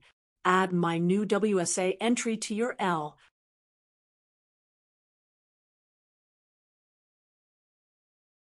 Chapter 1409, Unsettling Casualties. The strength of this thing. It's higher than the last time. Grand Commander Cheyenne could barely collect his thoughts at the moment. Despite the incredible power of the being upon its first appearance, it was still known to be weaker than the world's strongest mixed blood Jack in terms of strength, but at the moment Grand Commander Cheyenne wasn't sure anymore. With the energy it generated, he felt like it could destroy the Earth 10 times over with ease, if that was its objective. The Death Angel laughed repeatedly as it watched the scene play out with immense excitement. It continuously repeated the same words it had spoken to Grand Commander Cheyenne's face repeatedly. The feminine humanoid raised its blade and casually cut a line across the air, a line that could cut through any surface no matter how dense. There was no doubt that the casual attack would end Grand Commander Cheyenne, and since it was instantaneous, the old man knew that he was as good as dead. Twihai, a line that severed the entire underground icy structure from the bottom up to the surface, ripped forward with intensity, causing its collapse. The scientists who had managed to make it to the surface were being carted away in emergency vehicles when the immense energy radiating from the casual attack blasted everyone into the distance. They all felt the heat of the attack even though they weren't physically hit. Time had come to a stop as they watched the bodies of their colleagues disintegrate from the powerful shock waves. As the environment was plunged into utter chaos, a loud voice rang loudly across the vicinity. Space constructs. It was both soft and extremely loud at the same time. A rhythmic energy pulsated as stars with triangular patterns formed an enclosure around the figures of the scientists who were currently still in midair from the blast of energy. The moment the constructs were formed, the scientists were safe from the destructive energy that thrashed around. Not a single one of them had noticed when Mac arrived. The speed at which he had activated his bloodline ability to protect them had been incredibly quick. Swaiwai, loud whooshing sounds rang out as the 27 in midair vanished briefly before threads of sizzling dark light blasted forth from below. Boom! Everything within a radius of 700 miles instantly disintegrated, leaving a massive charred hole on the surface of the Earth. The sudden discharge had consumed everything in sight, Mac included. It seemed like nothing would be able to survive within it. However, 30 seconds later, Mac remained in midair without any new injuries. The only injuries on his body were the few scalds and bruises he received from fighting Gustav, but it was barely noticeable. Mac had successfully gotten everyone out of range, except for Grand Commander Cheyenne, who was still underground when this happened. Unfortunately, there was nothing left. The research center, along with the ice land that spanned for a couple of 100 miles, was completely gone. It solidified the status quo. Grand Commander Cheyenne was gone. The only visible outline in the vicinity was an all-black creature with wings and horns who looked no different from the depiction of demons from children's fairy tale, alongside a feminine white and black figure with a single inverted horn protruding out of her forehead. The Death Angel has been freed, and that creature beside it, that must be the creature I returned to Earth for. Mac's face retained a calm expression as he analyzed the situation. He now understood why they had him return. No one on Earth would have been able to handle such a creature. Mac, let's switch. You can have some of my time later. Usually, I would say no, but the situation does seem troublesome. You can take over. Mac responded while letting out a small sigh. While the conversation was ongoing, in Mac's head the Death Angel below had pointed in Mac's direction. It seemed like the Death Angel was complaining about his existence and possibly asking the feminine-looking being beside it why Mac was still alive. The attack was immensely powerful after all, and comparable to Gustav's planet-decimating orbs. They didn't seem to be aware that this was the strongest mixed blood in existence. the half-dark and white feminine being reacted by raising the blade in her grasp to Mac, who was still floating in midair. Her blade emitted such powerful energy that caused the air around them to begin cracking like glass. It spread forth from her being as she drew a line across the air again. It seemed like the world was going to split in two at that moment as the line surged forth with unparalleled intensity. At that moment, the scenery around them suddenly changed. See, the death angel and half-dark and white being were left baffled upon realizing that they were now in an environment that possessed no physical matter. They found themselves suspended in a surreal ballet of existence. The surroundings defied the very fabric of reality, a place where the concepts of land and water dissolved into the intangible embrace of air and vapor. The air around them bore a translucence that hinted at the intangible nature of their surroundings. There was no up or down. Neither was there any discernible orientation in the mesmerizing expanse. Whispers of unseen forces resonated through the air, a haunting symphony that transcended audible sound. Space itself seemed to fold and contort, creating optical illusions that challenged the very nature of perception. They tried to pinpoint Mac's location in that realm, but it brought them even more confusion to see a different humanoid being floating ahead of them in that space. He looked to be around his 20s with jet black hair and a charismatic-looking expression on his face. He gave off an overbearing aura that caused the realm to pulse, as if in reverence to his dignified presence. I transferred us here because if we were to fight on Earth, the world would come to an end. The voice of the entity rippled across the space like a newly arrived deity. The death angel's hollow gray eyes widened in realization. It looked like a different person, but it was the being that had manifested from the one that remained after the attack on the research center. It was Jack. They were here just now. Where did they go? Gustav wondered with a conflicted look as he arrived above a space huddled with destruction.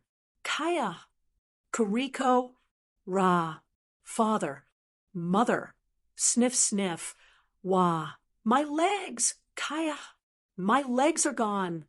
As Gustav's perception traveled across the globe, he could hear the cries of many innocents.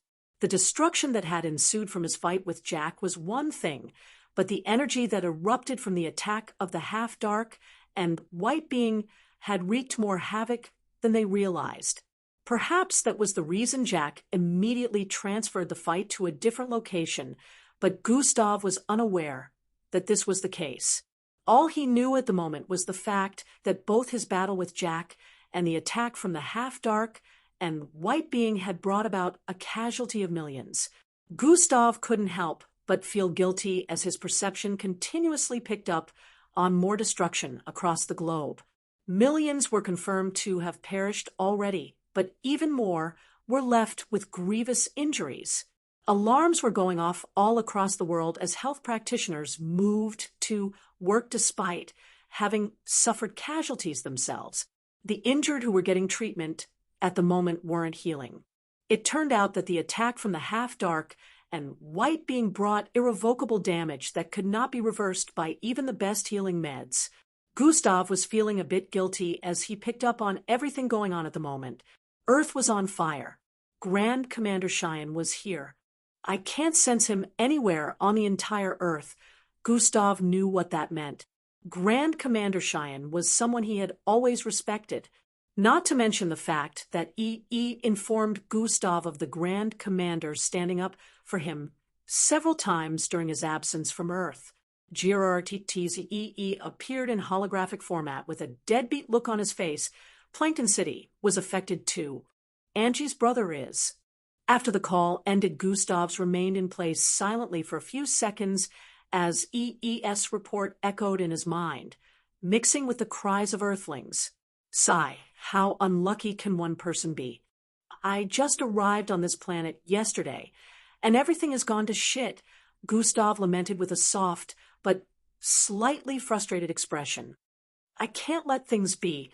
A glowing hourglass appeared in Gustav's grasp. What did I tell you about constantly using that? The system instantly nagged. I will be fine, Gustav voiced while imbuing the ancient hourglass with his essence. The item emitted an even brighter glow as its golden sands pulsated with mythical energy. You don't ever listen until something seriously bad happens, the system stated with a dissatisfied tone. There is no other way. It is for the best that this battle never happens, Gustav voiced while turning the hourglass upside down.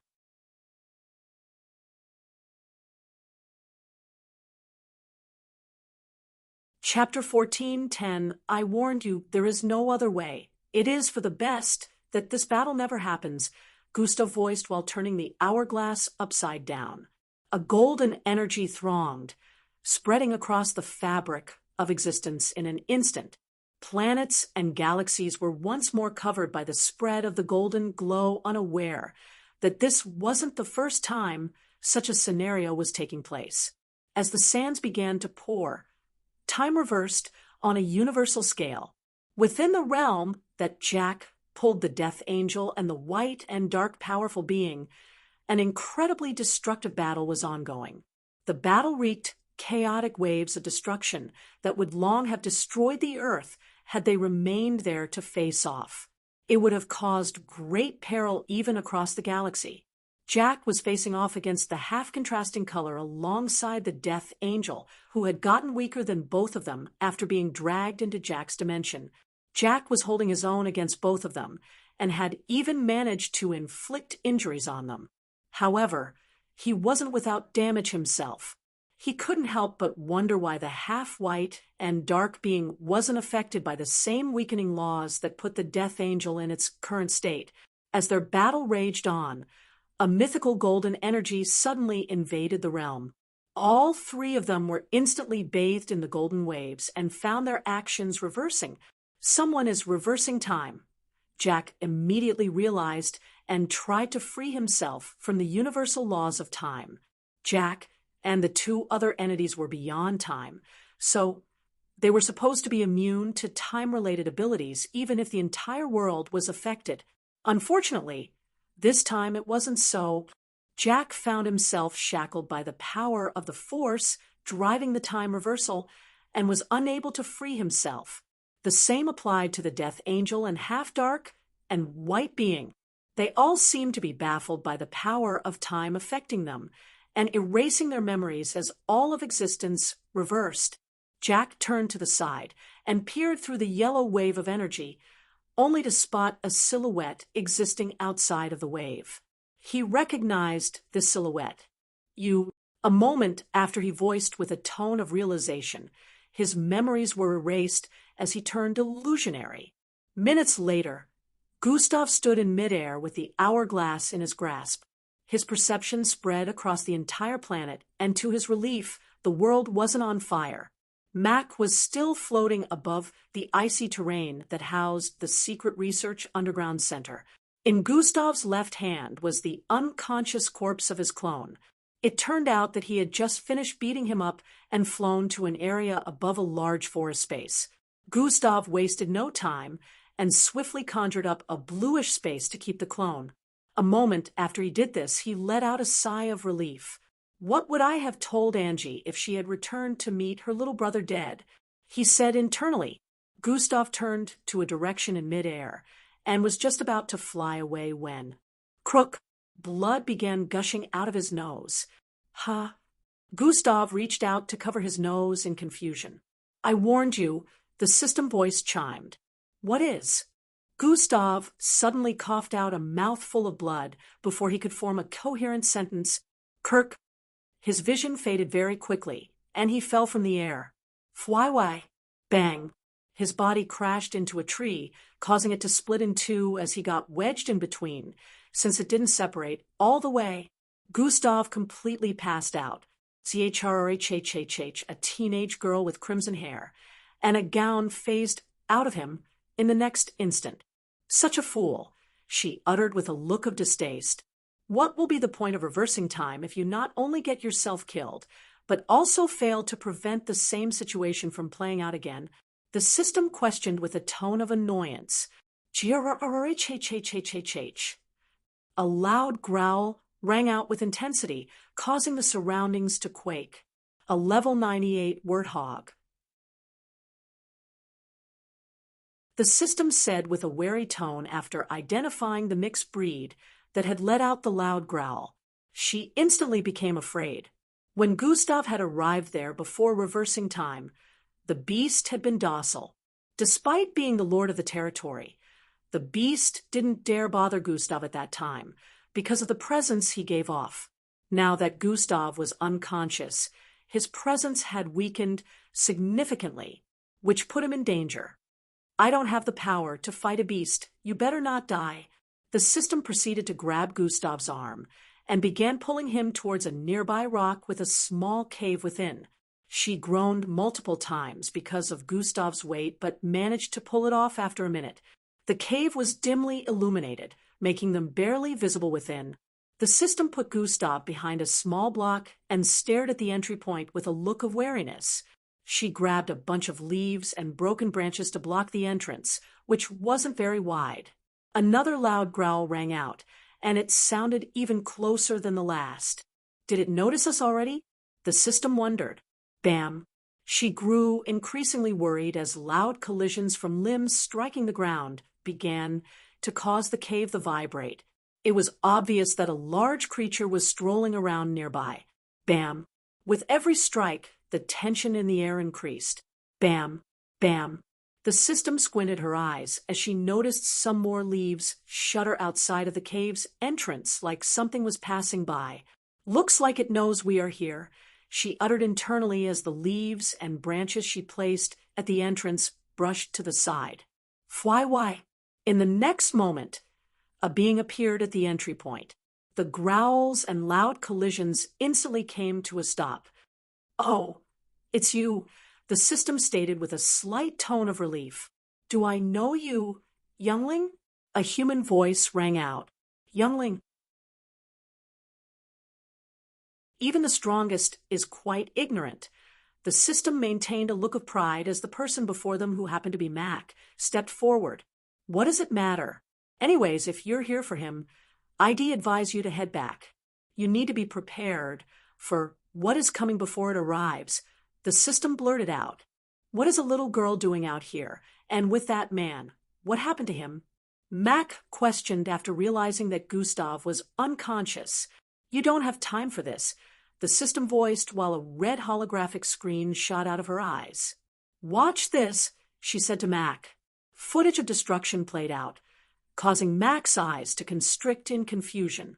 What is this? He questioned with a grave tone. It is what will happen unless you listen to my instructions and choose not to repeat the same mistake, the system answered like an all-knowing being. What do you mean? Mac inquired with a concerned look. 2 days later, Gustav's eyes flickered open, and he found himself staring at the crystalline ceilings of a room. He instantly recognized this place to be EE's crib. How did I? Gustav suddenly jumped to his feet as he held his face. He couldn't feel blood on his face, and even his clothes were a new pair. SSHHHHSHH, the room door slid to the side, and EE walked in alongside Endrick. Welcome back to the land of the living, EE voiced with a smile. Sigh, you overdid it this time, big brother, Endrick stated while softly stroking his hair as they walked in. How long have I been out? Gustav questioned with a tone of urgency. 2 days, EE answered candidly. 2 days. Gustav yelled and jumped to his feet. Relax! Endrick immediately placed his hand on Gustav's chest and pushed him back to the bed. Gustav fell weakly with a puzzled look on his face. First off, I know, Endrick said to Gustav. I still have the memory. He hinted at the time rewinding, causing Gustav to recall that he was a time candidate. I know, too, he told me. EE chimed in from the side. Then, what happened? Gustav questioned as he regained his calm look. The thing living in you managed to convince Mac to focus on preventing that being from freeing the Death Angel and wreaking havoc. Endrick proceeded to narrate everything that had happened to Gustav.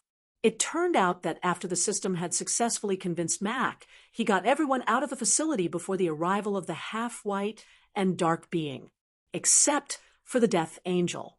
According to what they knew, the half-white and dark being only appeared because of the Death Angel, so moving it would pretty much be the same as moving chaos to another location. Jack and Mac also stopped the experiments the scientists were conducting to make sure things would not repeat themselves.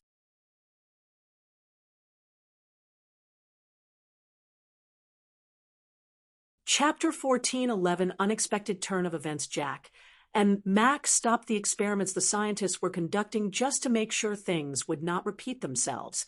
However, even after an hour had rolled by, the half-dark and white being did not appear. It didn't show up?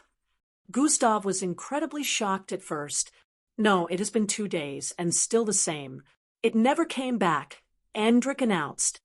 Oh, when you say it never came back, does that mean it knows? Gustav questioned as a wave of eeriness permeated the room. Endrick nodded in affirmation. But that should be impossible. Gustav knew just how powerful the ancient hourglass was. No being, no matter how powerful, could overcome its effects. Impossible in this dimension, yes, but the other one. Immediately after Endrick pointed this out, Gustav's eyes widened in realization. If the being is truly from the other world, then the time there wasn't affected. And if that is the case, then whoever sent it here in the first place must still be aware that they already came here. Gustav pieced things together very quickly. Just what is that being? Questioned out loud. That is what I would like to know as well.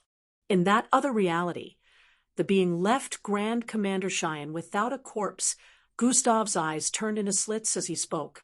I sensed its presence faintly, but could not predict its appearance. The problem is, this being is not supposed to exist, Endrick voiced with a tone of uncertainty. What are you trying to say? Gustav questioned with a concerned tone. I don't completely understand it myself, but that being's existence seems to be some kind of anomaly. Anyone from the other world is not supposed to be able to use strength on that scale in this world, no matter how powerful they originally were. Endrick replied with a perturbed expression. I did hear that Grand Commander Cheyenne mentioned from his last encounter that the presence of that being seemed unstable. Chimed in, sounding a bit rattled. We need more information. Gustav tried standing again, only to hold his gut in pain. Just relax. I'll try to get more info, but you stay here and recuperate. Placed his hand on Gustav's shoulder. Sigh. First scientist ill, and now this. Troubles never end, Gustav mumbled while brushing EE's hand off his shoulder. I can't stay put, he added while forcing himself up. Come on, man, you haven't even taken a breather since. Nagged. Did you find the scientist? Gustav inquired. Silence. That's what I thought, Gustav stated while taking slow and painful steps forward. THRRZZHH, the system suddenly phased out of him and blocked his path. You are trying to get yourself killed. The system voiced with a distasteful tone. Out of my way, I need to get what I came for, and do what is required. Gustav muttered groggily. Have you tried using your abilities? Or channeling any of your bloodlines? The system questioned. Gustav exclaimed with a suspicious tone. You choose to disobey orders and let Gustav Crimson escape our hands. Within a boardroom, a man in an MBO uniform yelled out. Perhaps that was due to the incompetence of the officer sent there. Mac replied from the other end of the table with an unbothered tone. Bam. General Chell slammed the table with a look of anguish. It was requested of you to go after the assailant who took down the Universal Fugitive and retrieve him, but instead you came back empty-handed.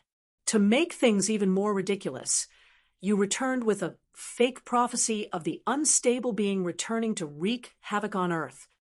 Not a fake prophecy, it already happened, Mac responded. See what I am talking about? General Chell had veins popping out of his forehead and temples as he pointed shaky fingers at Mac. Ridiculous! He screamed. General Chell, relax. Grand Commander Cheyenne, who sat by the side, voiced with an authoritative but calm tone. General Chell gritted his teeth and sat once more.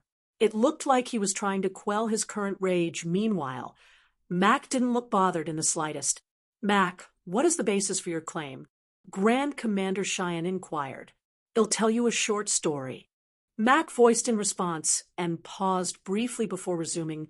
"I found the person who took the kid, but a girl who was with him showed me a future course of events that had already happened. The Earth was in turmoil and millions had lost their lives because of a mistake. Can you guess what the mistake was?" "You leaving the research center?"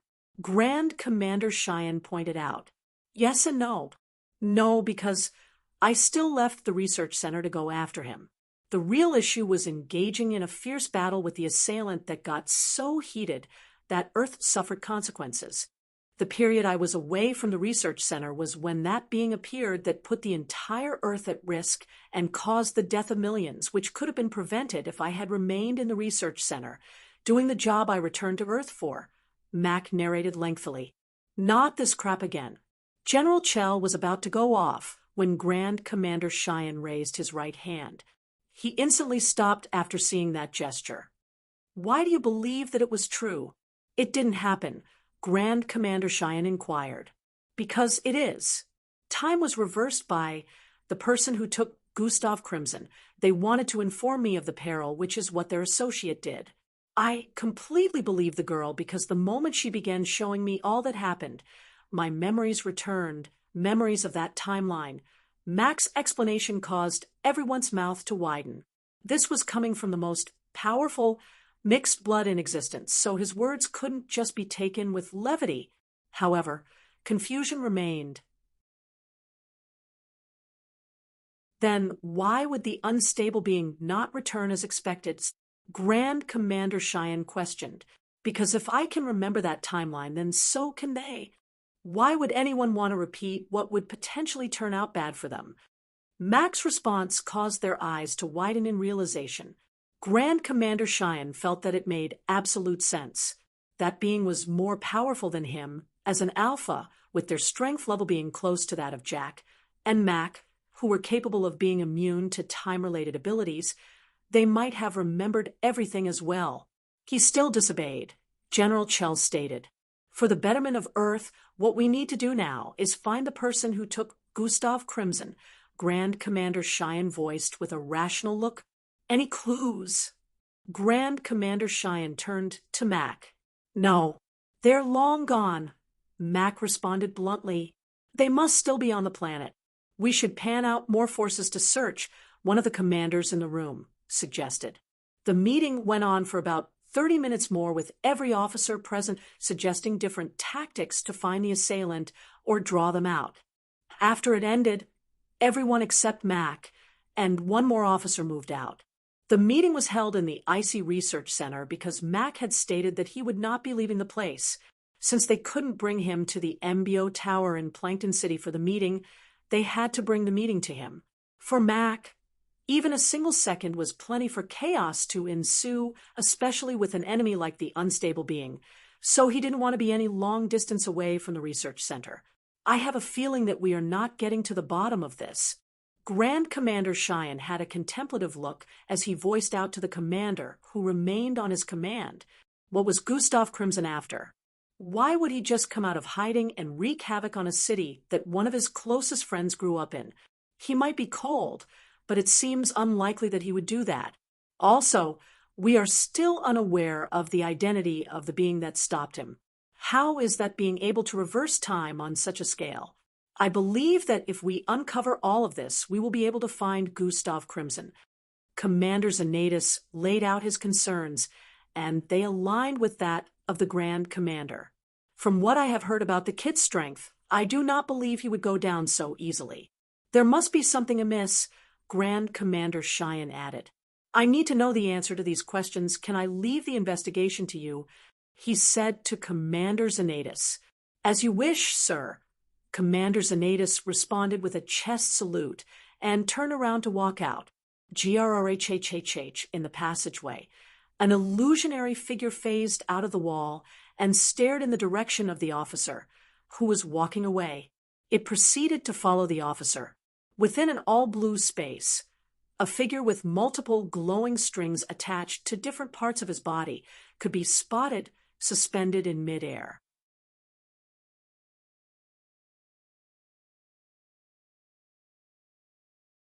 Chapter 14:12.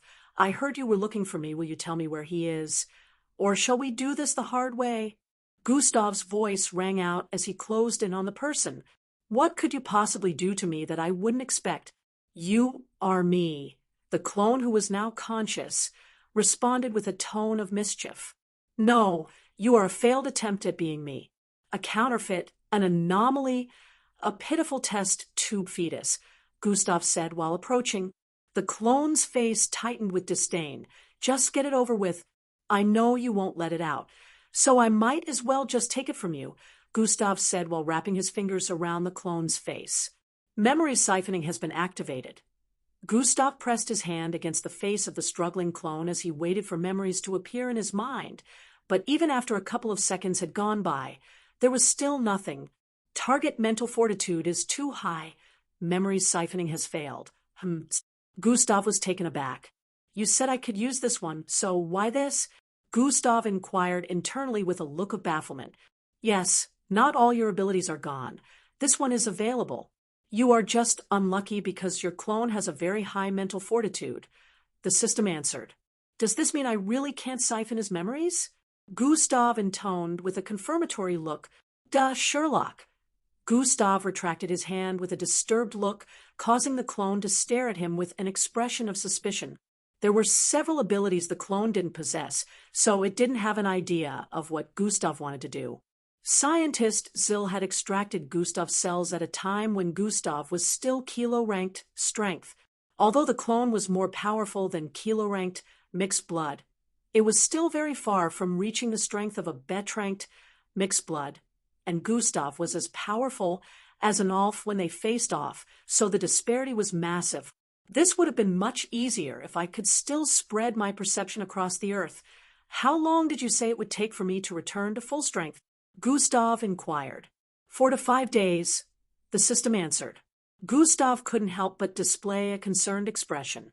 Only a day had passed since he regained consciousness, and now he had to wait for another 5 days before he could regain full power.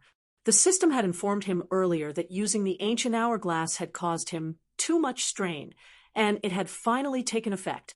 Although it was sudden, the system explained that he had to make sure he didn't use the hourglass for the next 3 months, and when he finally did, he had to make sure a reasonable amount of time would have passed before he made use of it again. The system had explained that even though he had the strength of an alpha, he wasn't an actual alpha yet.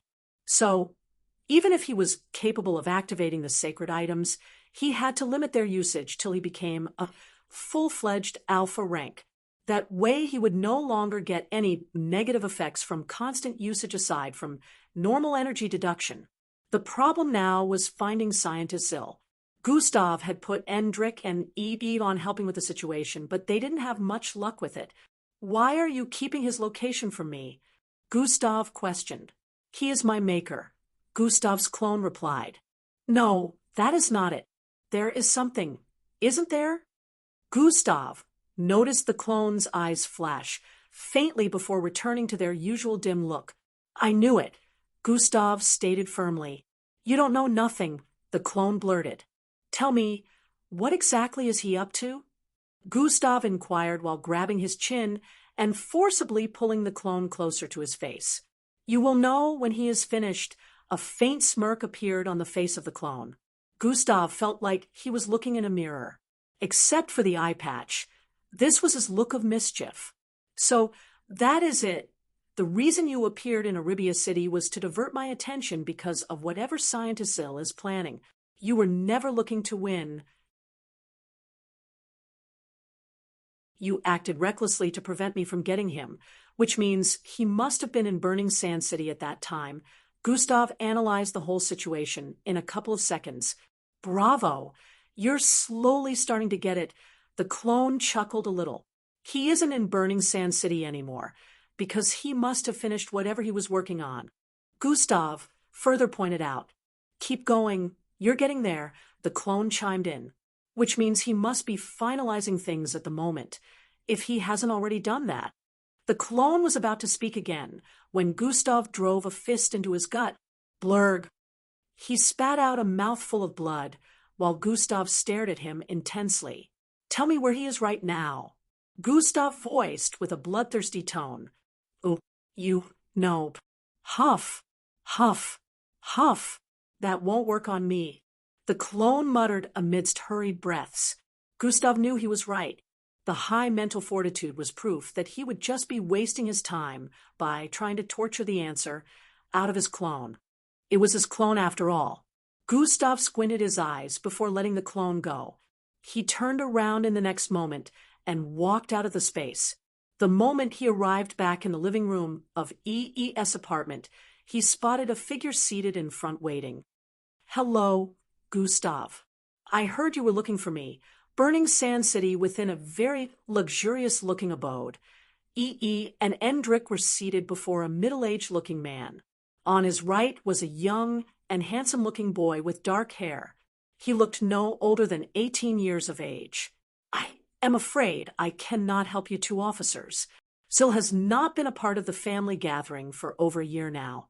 He has stayed out of contact for so long, so we do not have any information to give.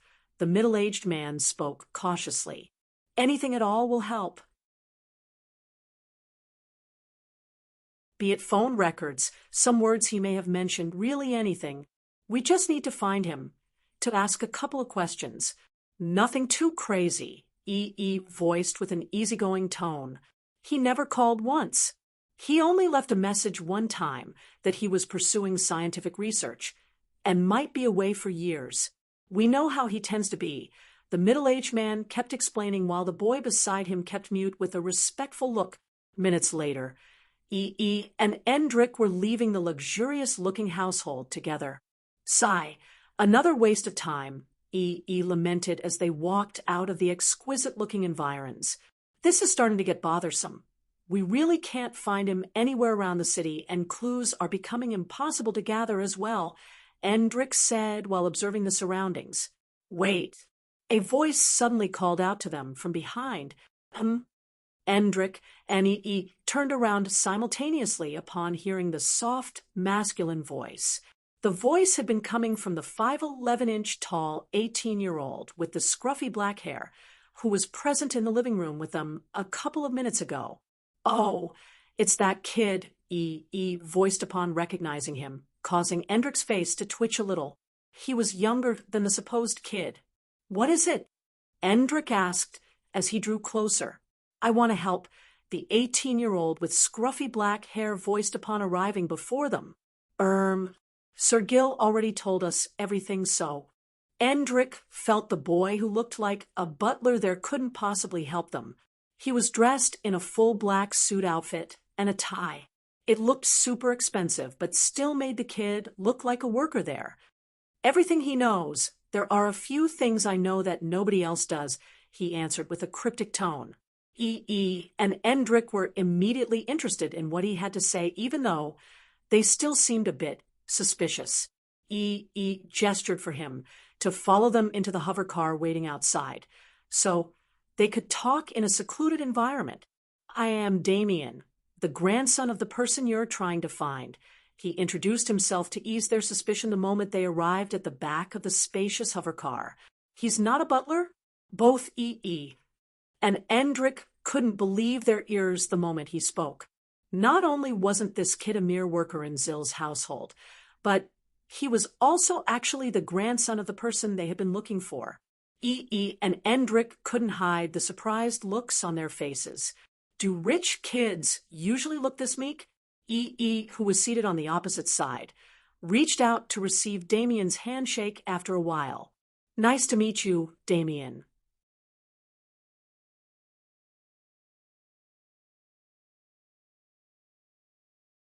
Chapter 1413 Foral Project. EE, who was seated on the opposite side, reached out to receive Damien's handshake after a while. Nice to meet you, Damien. Before he could complete his sentence, Damien chimed in, I know you too. You are friends of Big Brother Gustav, he stated with a look of excitement. Big Brother Gustav. Friends, E.E. and Endrik voiced simultaneously. He once came to Burning Sand City and caused a ruckus. He might be on the wanted list now, but to me, he is still Big Brother, and I will help anyone related to Big Brother Gustav. Damien had a look of adoration as he spoke. E.E. immediately understood that Gustav must have had a type of relationship with the kid when he worked with scientist Sil, who ended up betraying him. Endrik stared at Damien with a slight look of jealousy. Big Brother? Well, I am his real. Yes, we are his friends. E.E. cut Endrik off before he could complete his sentence. Endrik squinted his eyes while E.E. shook his head, signaling for him not to reveal his true identity. It is great to meet you too. I am sure you too must be just as amazing as Big Brother Gustav, Damien voiced with interest in his eyes, but E.E. swiftly went to the point. How exactly can you help us? You see, this matter is directly linked to Gustav, so we need to find your grandfather, E.E. voiced with a longing gaze. First, grandfather was working on something that I know was related to Big Brother, but he didn't want anyone finding out. I was focusing on school then, so I never tried to ask him or know more about it. Damien began narrating. However, things got more suspicious when I visited his lab one day and found some documents of land purchases on his desk. Just checked out of curiosity since he wasn't in at the time, but the moment he walked in, he drove me out of his lab. This was quite the shocker for me, since I usually visited him even when he was working with Big Brother Gustav. Damien added lengthily. My grandfather was of course still nice to me and promised to take me to see a live performance afterwards. He just told me he was too busy at the time and didn't want any distractions, so I shouldn't visit his lab. I didn't think much of it, but eventually he became harder and harder to see until we got the message that he would be out of touch for a long time till his research was completed. I haven't seen my grandfather in nearly 2 years. Even Siri was sad for a long time. E.E. and Endrik exchanged glances in understanding. Damien was practically telling them that his grandfather had been busy creating a clone of Gustav the entire time. It added up, since no one was aware of the clone's existence till it revealed itself. This made them wonder why scientist Sil would even let the clone expose itself like that. There was no doubt that it would get caught, so it seemed like a waste. Who would want their hard work of 2 years to go to waste? There's more to this than just clone creation. Endrik came to the conclusion very swiftly. Do you know where those lands he bought are situated? Endrik questioned with a suspicious look. Yes, the reason I found it odd was that these locations used to belong to the Ring Lords before Big Brother Gustav got rid of all of them, Damien answered. Ring Lords?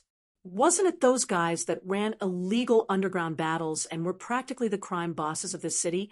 E.E. recalled what happened back then. However, Endrik had no idea since he wasn't around at the time. It had caused such a huge ruckus that even they had to be involved. It made E.E. remember that it wasn't the first time Gustav had been branded a criminal, just that this time it was on a way larger scale. Where exactly are these lands? Endrik inquired.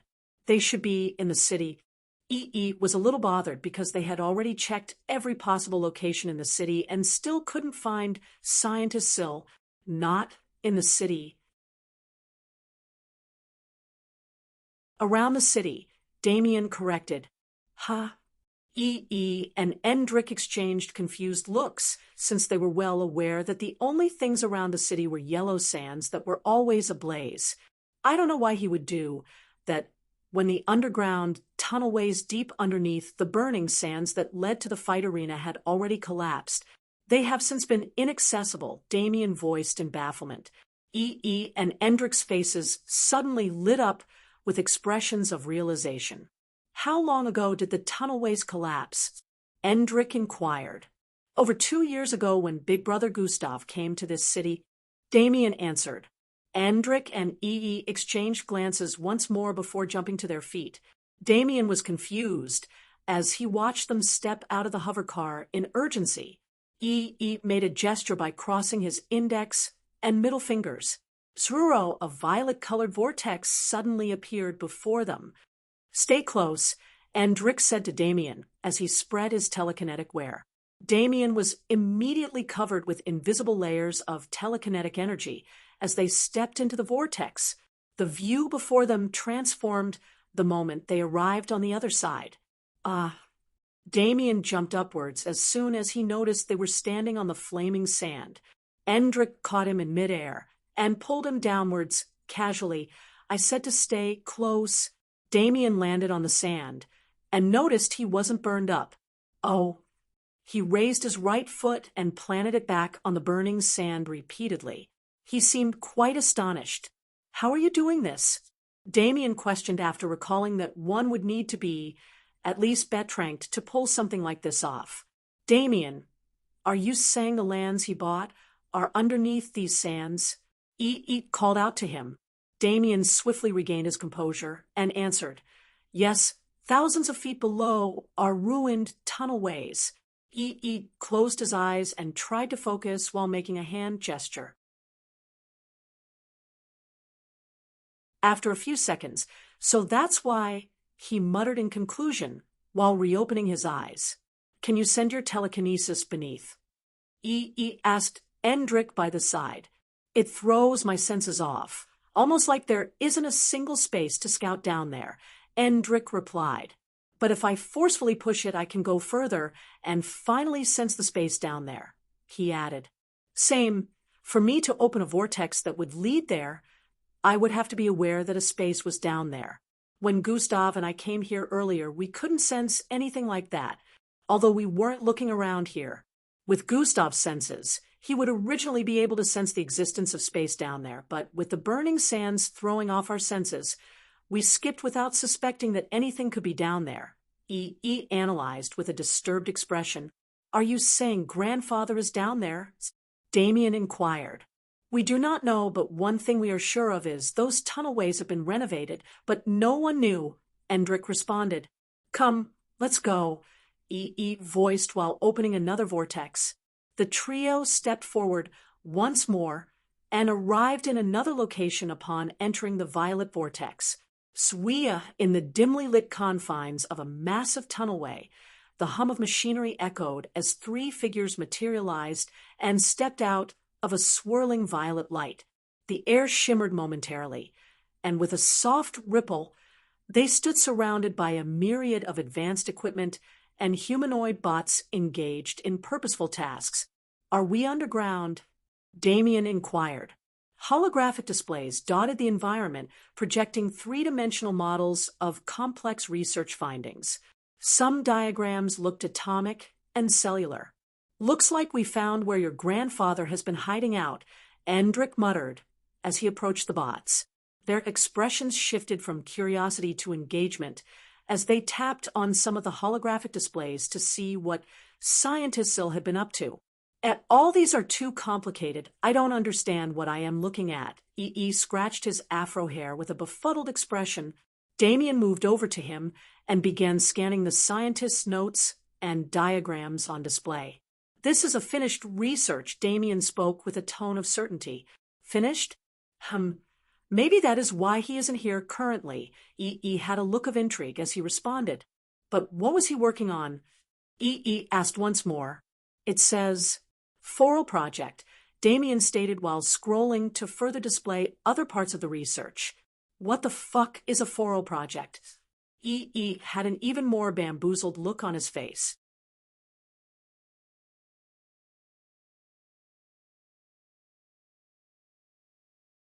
Chapter 1414. The abduction. The fuck is a Foral Project? Had a more confused look on his face. "I'm still checking." Damien's face went from intrigue to awe, and then to confusion again. "This is..." After some minutes had gone by, the expression on his face had changed to disbelief. "What is it?" questioned. Damien still had an incredibly bothered look on his face when Endrick spoke from the other end. "He is going after my brother." Your brother? Who is that?" "Damn it."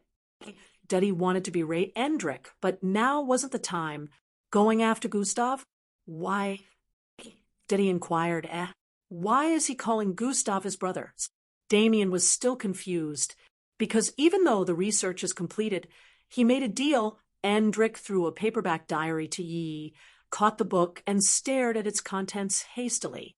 A sense of foreboding filled the lab tunnelway as Yi read, "Fuck me." He voiced the moment he came across a sentence. The last bit is to give the clone what it wants. Gustav's brain. E. Subconsciously dropped the book and made a gesture with his fingers. "We're leaving now," he yelled while opening a vortex. The moment the vortex opened up, they jumped in.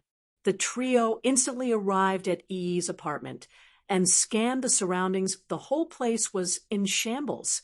"Gustav," Yi yelled while sprinting towards the passageway that led to one of the rooms. Endrick, on the other hand, moved around and headed towards the balcony area. Damien stood still in shock as he tried to make sense of everything that was transpiring in front of him. Why are they calling for Gustav? Why did the other younger dude call him brother? A clone? Why is this place trashed? What does his grandfather want with Gustav's brain? He was in so much confusion at the moment, so he just looked around. That was when he spotted a trail of blood. He followed the trail and spotted what looked like bloodied feminine legs underneath a wrecked table. He couldn't see the rest of the body since she seemed buried underneath the rubble, but the stench of blood had gotten much thicker. "There is someone here," Damien yelled. "E. And Endrick instantly appeared beside him. The moment they heard this, the rubble lifted into the air without anyone making physical contact, while Yi moved to grab the injured figure underneath. "It's Circe, and she is badly wounded," Yi announced with a grave tone after spotting the fist-sized hole in her right chest area. Blood was oozing out profusely, and everything was still looking relatively fresh, so Yi could tell that whatever happened there must have occurred no more than an hour ago. Endrick swiftly reached his storage space and plucked a healing med from there. "Who could have done this?" Damien asked with intense concern as he watched them cater to the unconscious Circe. "I can't put it past your grandfather," Endrick voiced with a tone of annoyance. "How? It's not." Damien was about to refute when Yi interrupted. "Gustav was here, and now he is not anymore. This girl is someone he cherishes. You can already guess what happened." Yi lifted Circe after pushing the med into her mouth and placed her on one of the sofas that was still intact. Everything else in the vicinity either had holes in them or was completely shredded. Damien tried to put two and two together and realized that it truly seemed like his grandfather was responsible for the chaos before them. But how would he even be able to pull something like this off? Damien couldn't quite grasp how someone like Gustav would be taken easily. "Gustav is injured. He is not at his full strength. Somehow your grandfather must have found out and also located this place." Endrick gritted his teeth in regret. "I should have stayed here with him." He blamed himself for the current turn of events. How is he even here? Last I remembered, he wreaked havoc on Arabia City and got caught by the authorities. Damien was still very much confused. That wasn't him, and those idiots are lying. They didn't catch him because Gustav caught that fake himself. Endrick voiced in response. "What?" Damien realized that the more he heard, the greater his confusion. Although he had skimmed through the Foral Project write-ups, he still didn't know about the clone. All he knew was the fact that his grandfather used Gustav's cells for that. A lot was still very unclear to him. *core. Circe's cough suddenly attracted their attention to her. "She's regaining consciousness," Endrick whispered. The place instantly quietened as they watched Circe slowly open her eyes. "Father!" The moment her vision returned, she yelled while lunging forward. "Father!" Damien was met with another round of confusion as he watched Yi hold her down in place. "Relax. You were pretty injured. Let the healing be completed before you move around like that," Yi said with a tone of caution. "But shush, relax first."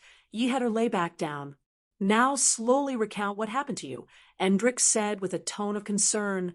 A very big man came." The moment she began speaking, Damien confirmed that his grandfather was truly the culprit.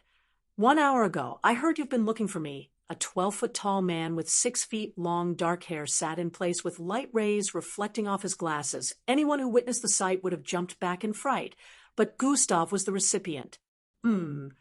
Thank you for delivering yourself to my doorstep, Sill, Gustav voiced with an unfazed tone as he stepped forward. Is that a bluff? Because I just so happen to be aware that you're not at full strength right now, Sir Zill responded with a hint of confidence. It matters not.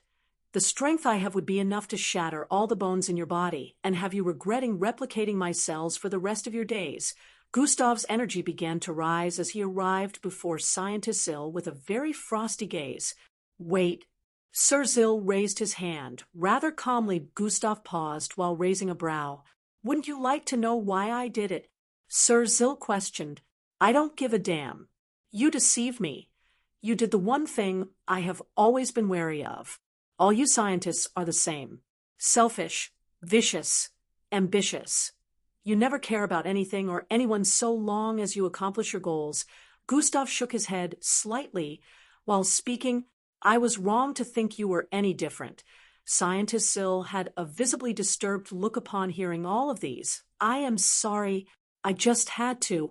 When you hear why I did it, you will understand. Enough. I am unwilling to listen to the nonsense you have to say. It almost seems like y'all grow even more selfish with age. Gustav reached out and grabbed Scientist Zill by the throat. G-H-H. We ate. He gurgled while holding onto Gustav's arm. WHABO. Outdomean. Hello. Okay's you up to you? Tihiwa. Don't forgive yo. You F4TH his. I don't care. Gustav stated as his killing intent rose. I am sorry. Sir Zill suddenly stopped struggling. For this, a small purplish circular item appeared in Sir Zill's grasp the moment he let out the words. Did a T first? Gustav thought he was still apologizing for what he did, till he noticed the item tap. Before he could react, Sir Zill had tapped the button in the center of the item.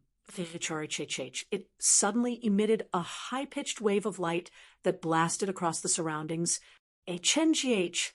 Gustav suddenly felt an immense headache as he subconsciously let go of Scientist Zill. Bam.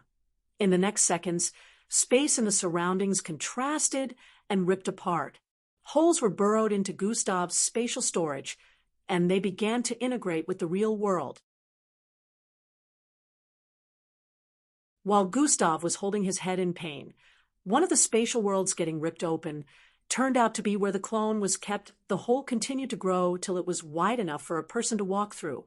Then the clone stepped out, the space had fallen apart, and it had gotten freed. Bam, bam, bam, bang.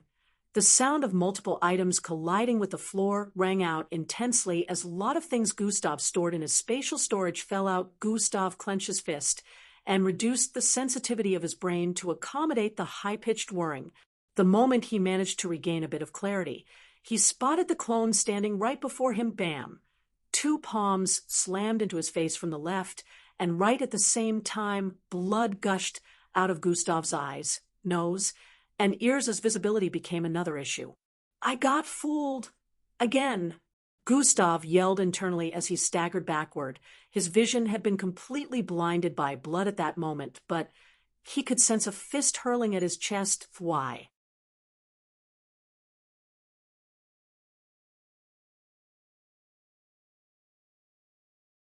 Chapter 14-15, The Abduction. The fuck is a Foral project? E.E. had a more confused look on his face. Still checking. Damien's face went from intrigue to awe, and then to confusion again. This is. After some minutes had gone by, the expression on his face had changed to disbelief. What is it? E.E. questioned. Damien still had an incredibly bothered look on his face when Endrick spoke from the other end. He is going after my brother. Your brother? Who is that? Damn it. E.E. wanted to berate Endrick, but now wasn't the time. Going after Gustav? Why? E.E. inquired. Why is he calling Gustav his brother? Damien was still confused. Because even though the research is completed, he made a deal. Endrick threw a paperback diary to E.E. E.E. caught the book and stared at its contents hastily. A sense of foreboding filled the lab tunnelway as E.E. read. "Fuck me," he voiced the moment he came across a sentence. The last bit is to give the clone what it wants. Gustav's brain. E.E. subconsciously dropped the book and made a gesture with his fingers. "We're leaving now," he yelled while opening a vortex. The moment the vortex opened up, they jumped in. The trio instantly arrived at E.E.'s apartment and scanned the surroundings. The whole place was in shambles. "Gustav," E.E. yelled while sprinting towards the passageway that led to one of the rooms. Endrick, on the other hand, moved around and headed towards the balcony area. Damien stood still in shock as he tried to make sense of everything that was transpiring in front of him. Why are they calling for Gustav? Why did the other younger dude call him brother? A clone? Why is this place trashed? What does his grandfather want with Gustav's brain? He was in so much confusion at the moment, so he just looked around. That was when he spotted a trail of blood. He followed the trail and spotted what looked like bloodied feminine legs underneath a wrecked table. He couldn't see the rest of the body, since she seemed buried underneath the rubble, but the stench of blood had gotten much thicker. "There is someone here," Damien yelled. E.E. and Endrick instantly appeared beside him the moment they heard this. The rubble lifted into the air, without anyone making physical contact, while E.E. moved to grab the injured figure underneath. "It's Cersei, and she is badly wounded," E.E. announced with a grave tone after spotting the fist-sized hole in her right chest area. Blood was oozing out profusely, and everything was still looking relatively fresh, so E.E. could tell that whatever happened there must have occurred no more than an hour ago. Endrick swiftly reached his storage space and plucked a healing med from there. "Who could have done this?" Damien asked with intense concern as he watched them cater to the unconscious Cersei. "I can't put it past your grandfather," Endrick voiced with a tone of annoyance. "How? It's not." Damien was about to refute when E.E. interrupted. "Gustav was here, and now he is not anymore. This girl is someone he cherishes. You can already guess what happened." E.E. lifted Cersei after pushing the med into her mouth and placed her on one of the sofas that was still intact. Everything else in the vicinity either had holes in them or was completely shredded. Damien tried to put two and two together and realized that it truly seemed like his grandfather was responsible for the chaos before them. But how would he even be able to pull something like this off? Damien couldn't quite grasp how someone like Gustav would be taken easily. "Gustav is injured. He is not at his full strength. Somehow your grandfather must have found out and also located this place." Endrick gritted his teeth in regret. "I should have stayed here with him." He blamed himself for the current turn of events. How is he even here? Last I remembered, he wreaked havoc on Arabia City and got caught by the authorities. Damien was still very much confused. That wasn't him, and those idiots are lying. They didn't catch him because Gustav caught that fake himself, Endrick voiced in response. "What?" Damien realized that the more he heard, the greater his confusion. Although he had skimmed through the Foral Project write-ups, he still didn't know about the clone. All he knew was the fact that his grandfather used Gustav's cells for that. A lot was still very unclear to him. *core. Cersei's cough suddenly attracted their attention to her. "She's regaining consciousness," Endrick whispered. The place instantly quietened as they watched Cersei slowly open her eyes. "Father!" The moment her vision returned, she yelled while lunging forward. "Father!" Damien was met with another round of confusion as he watched E.E. hold her down in place. "Relax. You were pretty injured. Let the healing be completed before you move around like that," E.E. said with a tone of caution. "But, shush, relax first." E.E. had her lay back down. "Now, slowly recount what happened to you," Endrick said with a tone of concern. A very big man came. The moment she began speaking, Damien confirmed that his grandfather was truly the culprit. "1 hour ago, I heard you've been looking for me. A 12-foot-tall man with 6 feet long dark hair sat in place with light rays reflecting off his glasses. Anyone who witnessed the sight would have jumped back in fright, but Gustav was the recipient. Thank you for delivering yourself to my doorstep. Sill, Gustav voiced with an unfazed tone as he stepped forward. Is that a bluff? Because I just so happen to be aware that you're not at full strength right now, Sill responded with a hint of confidence. It matters not. The strength I have would be enough to shatter all the bones in your body and have you regretting replicating my cells for the rest of your days. Gustav's energy began to rise as he arrived before Scientist Sill with a very frosty gaze. Wait! Sill raised his hand, rather calmly. Gustav paused while raising a brow. Wouldn't you like to know why I did it? Sill questioned. I don't give a damn. You deceived me. You did the one thing I have always been wary of. All you scientists are the same. Selfish, vicious, ambitious. You never care about anything or anyone so long as you accomplish your goals. Gustav shook his head, slightly, while speaking. I was wrong to think you were any different. Scientist Sill had a visibly disturbed look upon hearing all of these. I am sorry. I just had to. When you hear why I did it, you will understand. Enough. I am unwilling to listen to the nonsense you have to say. It almost seems like you'll grow even more selfish with age. Gustav reached out and grabbed Scientist Sill by the throat. Chicharich. We ate. He gurgled while holding on to Gustav's arm. Wchet abo, outmean, he low, okays you up to you boo. Tihiwa, don't forgive yo, you F or th his.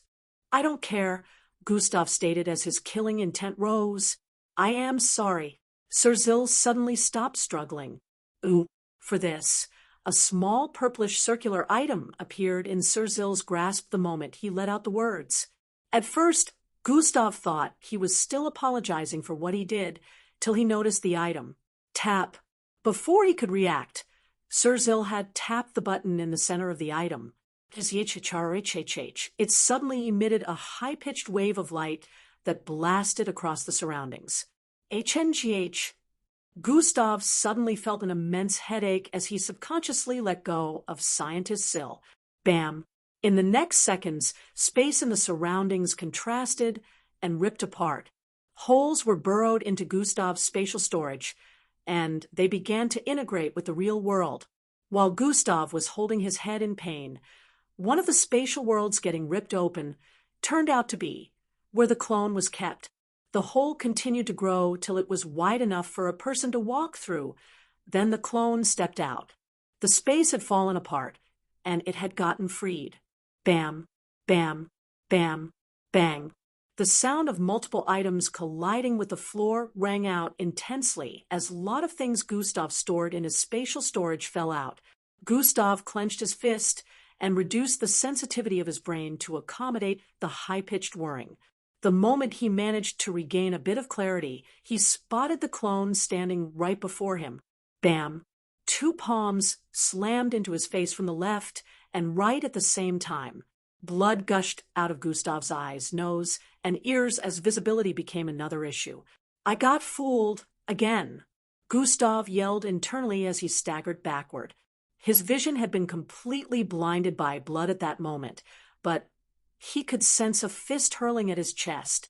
Fwhy.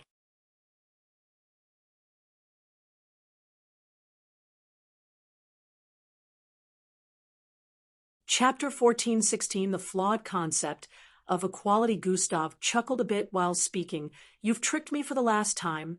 I haven't finished telling you everything, Sill stated. Very soon that mindset of yours will change, he added before resuming his narrative. According to Sill, he dedicated close to 3 years of his life to regrowing a replica of Gustav that wasn't 100% success. However, his original aim wasn't to create a clone. He just needed to explore the cells of Gustav in its early creation stages where the new life and canvases of abilities mirrored on them hadn't been transformed into vitality. The only way for me to do that was by using G2 And through him, I was finally able to extract them in their potency stage. Sir Zill referenced the clone.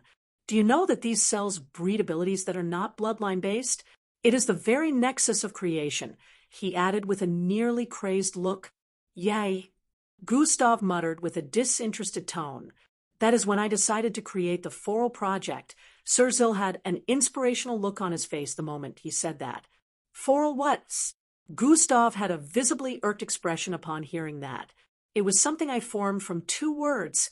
For all, because the purpose of this project is to create equality for all, Sir Zill explained. Equality is a thing of fairy tales. It is what the people in positions of power use to deceive the masses. It is delusional. It is a form of control. Equality isn't real, and you should know that.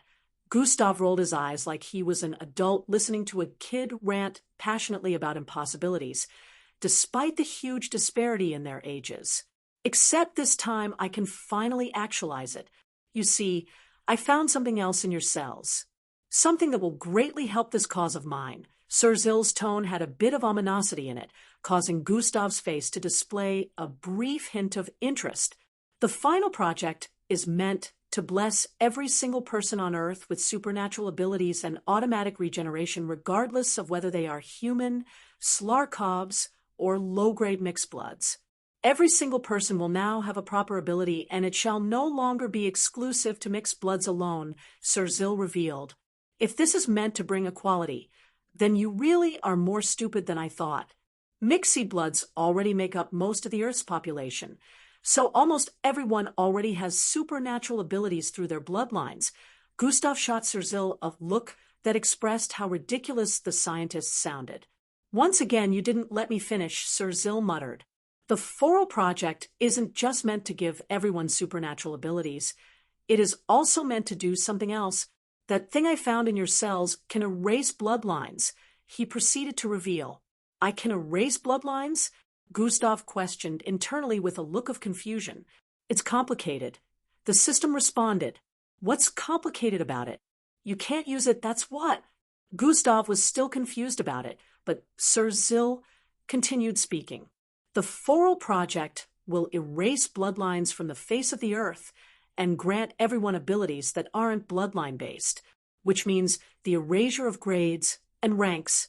Everyone will be on an equal level of power, and there no longer shall be discrimination against low-level mixed bloods or regular humans and Slarkovs, Sir Zill concluded with a bright smile on his face.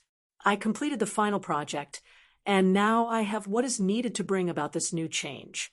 True equality in the power system of Earth, Sir Zill stated while stepping forward dramatically. Let me get this right. You are going to erase bloodlines just so everyone can be equal in terms of abilities? Gustav questioned. You're starting to see the light, aren't you? So now you realize that I didn't do this for my selfish gain, and everything you said about me was wrong. Sir Zill pushed his glasses up slightly while moving towards a holographic panel. Did you think about the long-lasting effects of this? Gustav inquired with a tone of seriousness. No discrimination, less ego, more empathetic individuals who will now understand how their fellow Earthlings feel since they are now plunged into the same situation. Did I miss anything? Sir Zill responded both seriously and sarcastically at the same time. Loss of power balance.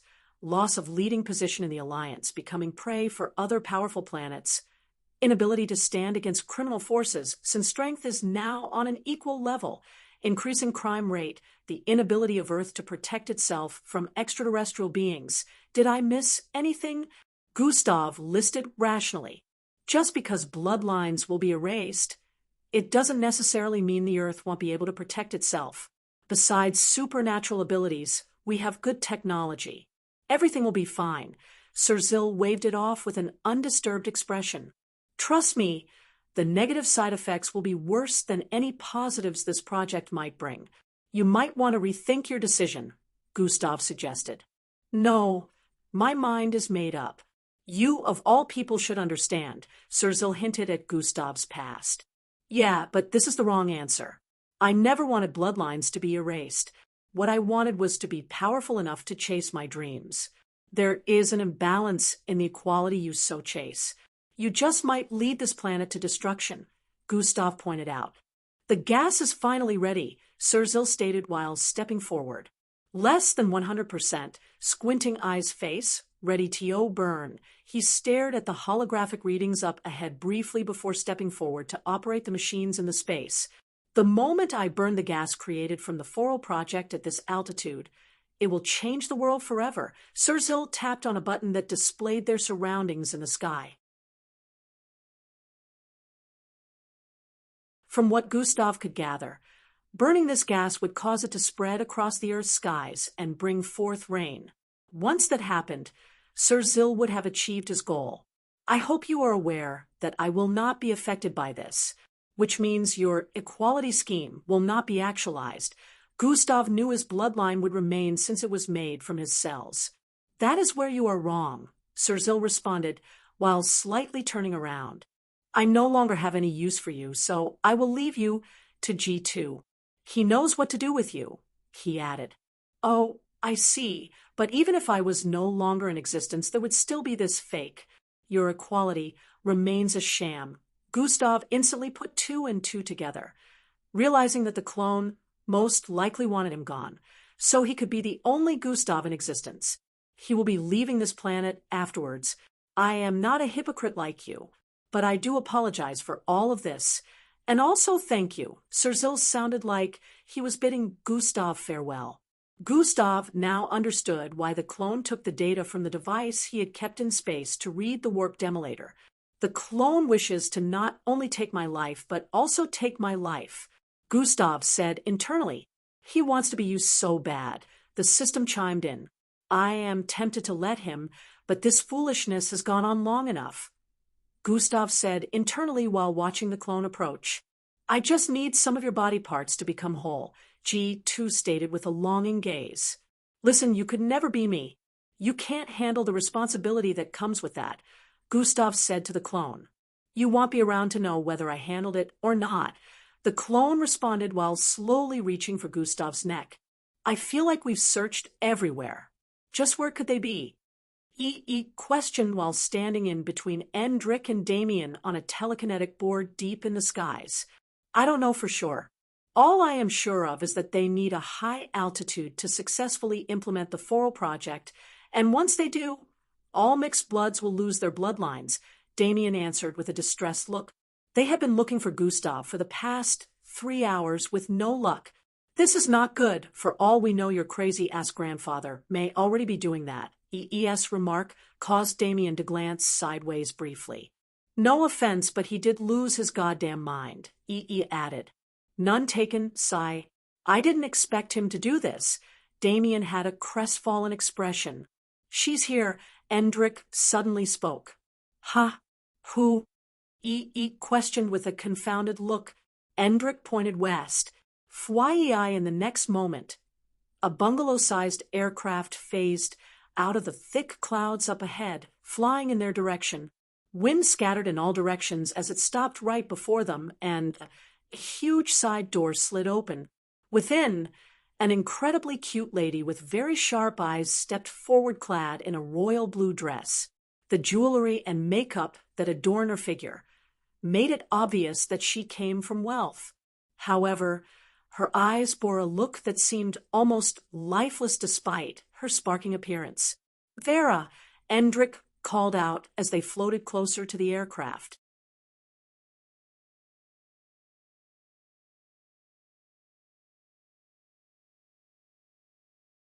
Chapter 14:17, Rescuing Gustav.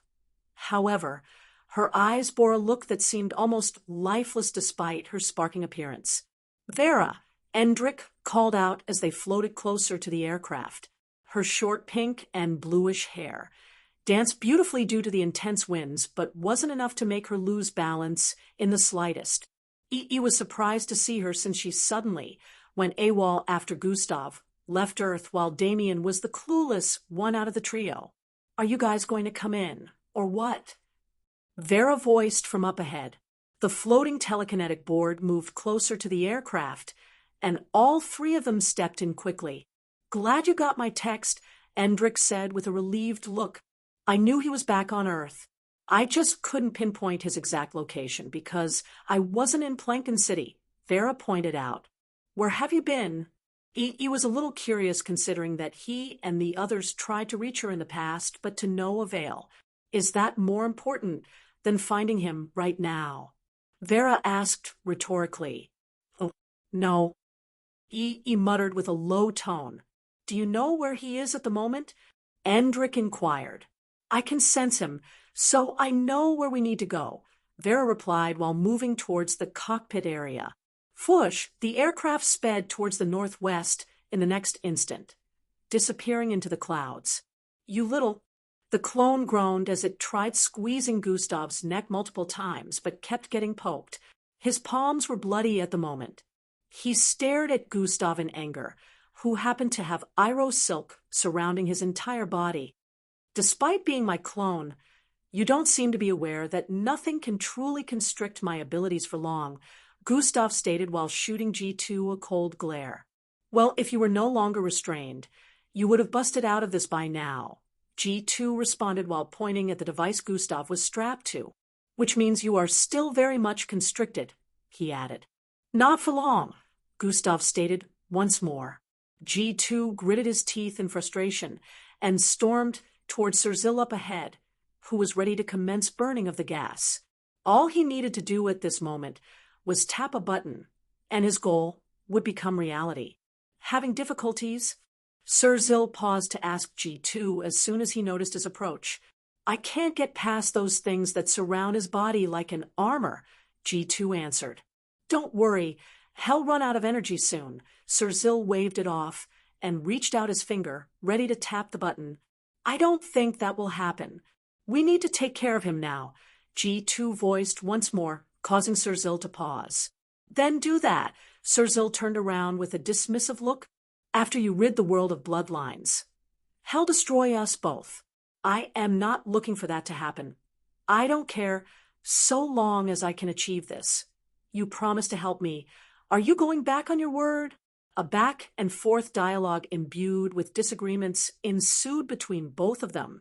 Just let me be done with this first. Sirzil was already tired of the back and forth, so he decided it was time to tap the button. The moment he turned back around, a loud crash rang out. Bam! The entire floating structure quaked intensely as Sirzil, as well as the clone, got sent flying. It seemed like something had collided with the structure. What was that? G2 was quick to pick himself back up and turned to stare at the point of impact. An aircraft. Alarms began to blare loudly at this moment. Usually the security system should have alerted them of any disturbance, but it would seem the aircraft had moved with such speed that it collided before the warnings could ring out. He is here. A loud voice drifted into Sirzil's ear as he rose to his feet. Behind, a dark, curly-haired youngster was standing right before Gustav. Up ahead, another youngster with bushy afros stood before the control panel where the activation sequence was situated. And standing right before G2 was a young lady with pinkish hair, mixed with blue stripes. Are you the one responsible for this? She stared at G2 with a look of intensity despite being 2 heads shorter than he was. Get out of my way. G2 arms transformed into muscular beastly form as he instantly reached out to grab Vera. Bam! He held her up with his massive hands clasped tightly around her figure. The squeaky sound of bones rang out as he tried to crush her in his grasp. G2 was taken aback as he noticed the uncaring and lifeless look in Vera's eyes despite how hard he was squeezing. Although it looked like he could crush her, she didn't seem to be in any kind of pain. You might have his face, but you are truly nothing like him. Vera's voice chimed with a tone of disregard as Freed one of her arm and touched G2's right wrist. What was that supposed to do? G2 nearly busted into laughter after seeing no reaction. At this moment, Vera displayed a crazed smile, causing G2 to feel a sense of foreboding. On the other end of the space, bang, bang, bang. He was unleashing furious blows on the control panels before him, causing bits and parts to get smashed in. "What are you doing?" "No." Sir Zill's rage-filled voice rang out as he charged at Fwai. Damien suddenly dashed to his front and stood in Sir Zill's path. "Hello, grandfather." The apparent hint of disappointment in his voice caused Sir Zill to take a pause. "Out of my way, boy," Sir Zill commanded with a tone of authority. "HNHMN, why would you orchestrate such a dastardly plot? You couldn't have spent that time with your family instead? Cyril would be heartbroken if she found out about this." Damien shook his head in disapproval. "You wouldn't understand." Sir Zill had both an expression of remorse and vindication at the same time. "Understand you trying to erase the bloodline of every single mixed blood and murder Gustav Crimson? Do you hear yourself, Grandpa? How deep have you buried your humanity?" Damien questioned with his tone slowly rising in annoyance. "You know nothing. I do this because of the so-called humanity you think is buried." Sir Zill stepped forward and tried to shove Damien aside. Damien was shoved aside, but another Damien appeared in place. "Stop with your tricks." Sir Zill pushed the second one forward, only for another one to phase out of his back. "No." All three Damiens chanted at the same time before grabbing Sir Zill from different angles. They held him down in place as more Damiens continued to appear. Sir Zill managed to pull something out of his suit while he was getting held in place. "Sorry about this." The Damiens had looks of confusion till he tapped the button of the device in his grasp. Thryerian, an unexpected burst of light was emitted from the device as a high-pitched sound reverberated across the vicinity. Gra. Damien fell to his knees as the multiple clones from his bloodline ability got pulled back into him. He held his head in pain and planted his face to the ground subconsciously. "You left me with no choice, neither of you did," Sir Zill stated while looking around in pity. Damien wasn't the only one affected by the device. Endrick, Vera, and Gustav were affected as well, except for Gustav, who was still strapped to the apparatus. Everyone else was writhing in pain on the floor. Sir Zill crossed past his grandson and stepped forward till he arrived at the control panels. It was completely totaled already by "Damn it." Sir Zill cursed in frustration as he checked around for how he could salvage the situation. Unable to burn gas, the AI installed into the floating structure kept announcing the same thing over and over again, no matter how much Sir Zill tried. "Looks like I might have to do this manually. They won't be down for long." Sir Zill stepped forward while grabbing another device from his storage unit. He looked up at a constructed route that led to the top of the floating structure, where the gas was kept. At this point, Damien, Endrick, and Vera were still writhing on the floor in pain. They couldn't do anything to stop Sir Zill, who was about to manually burn the gas and usher the world into an unexpected new age. G2 stepped forward, while Sir Zill was trying to break through the entryway of the construct. "Come on, help me out," Sir Zill said the moment he noticed G2's approach. G2 arrived before him, and an unexpected scenario suddenly played out. Bam! G2 swung his fist at Sir Zill's gut, sending him flying halfway across the space with the item in his hand, escaping his grasp.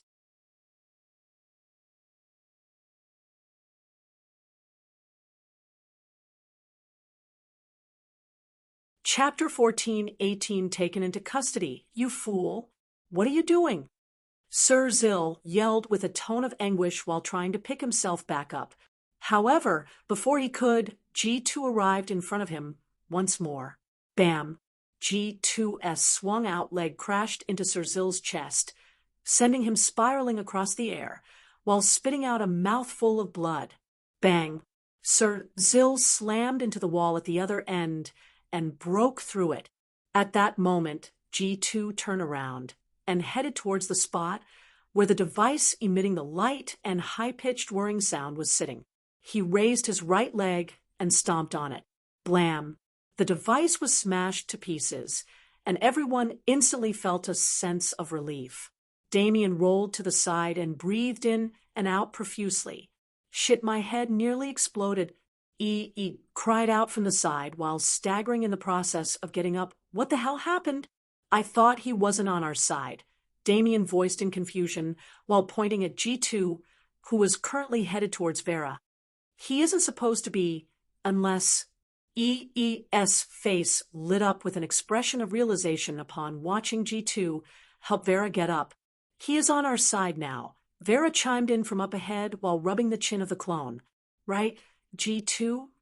She questioned with a sinister smile. Yes, Mama, G2 responded respectfully. Now go bring him back here, restrained, Vera instructed. G2 nodded before turning around to head in the direction where he blasted Sir Zil off earlier. How did you do that? Eve inquired with immense confusion written all over his face. It wasn't what he recalled Vera's ability to be. She has always been able to do that. I told her to keep it a secret from the start. Gustav's voice rang out from the other end. Gus, the three swiftly headed towards him. Endrick had been standing before Gustav's strapped figure the entire time trying to free him. It had made it impossible for him to assist the others at the time. He had also fallen victim to Sir Zil's device and only just resumed trying to free Gustav. Vera jumped onto Gustav while he was still strapped, interrupting Endrick. I missed you, she uttered quietly, her lifeless-looking eyes regaining a bit of focus. All of Zil's research centers have been burnt down. No samples or anything regarding me will ever be successfully acquired. And I got the data from the warp demolator back, Gustav listed out with an expression of gratification. The last 2 days had been spent gathering all that was needed from Sir Zil's labs and research centers before raising them to the ground. Since Gustav wanted EE to keep rising in rank, he let him take full credit for unraveling Scientist Zil's plans and stopping him. All necessary evidences were provided, and EE added to his report that the clone was nowhere to be found. The world was made aware that the attack on Arabia City was the doing of the clone under the orders of Sir Zil. There was no doubt that EE would get a promotion since it was a planet-wide save. Gustav acquired the data from the warp demolator, which Sir Zil had kept well hidden. He discovered that the reason the clone went after the device and took it was because he wanted to become the real Gustav, with what they had in mind after the real Gustav was dead. Some of his body parts would have been added to the clone, who would have taken up Gustav's mantle and started living his life. The clone wanted everything that Gustav had, his mission, his abilities, his friends, and pretty much his whole life. Unfortunately, Vera had turned it into a complete mind slave with her abilities and proceeded to instruct the clone to only listen to Gustav's commands henceforth. Now Gustav was waiting for the information in the warp demolator to be completely transferred and displayed digitally. Afterwards, they would decide on the next course of action. Vera wants a date with you. What are you going to do now? Endrick asked from the side. Sigh. She probably thinks there is a chance since Angie is currently not in the picture. Gustav couldn't help but let out a sigh. Angie, he called internally as memories of a cute girl with a beautiful smile and 2 horns on her forehead appeared in his mind. If I was human, I would have thrown up. The system's voice suddenly rang in his head. What? Gustav voiced internally. Cringe. Fuck you, Gustav stated internally before getting to his feet. I gave her my word, so I need to keep it. In the meantime, you could assist EE with looking into that gift item. As for the other items, we will collect them after we get the warp demolator information, Gustav instructed. Will do. Have fun. You need it, Endrick said to Gustav, who was already walking away. Fun? I don't think I recall what that word is supposed to mean. You will just make sure you use protection. What? Darkness stretched endlessly in all directions, engulfing the surroundings in an impenetrable veil, leaving the dimension shrouded in mysteries. Time held no dominion within this dark dimension, where the passage of eons was but a fleeting whisper in the cosmic winds. Past, present, and future converged in an eternal moment, suspended in the timeless embrace of the rulers. Spatial limitations held no sway in this dimension as well. It seemed to be in existence and non-existent at the same time. Within this boundless expanse, a being, its face shrouded in dark fog and essence sheathing the cosmic emptiness with an authority that resonated through the fabric of existence, sat before multiple dark threads that seemed to connect unknown entities.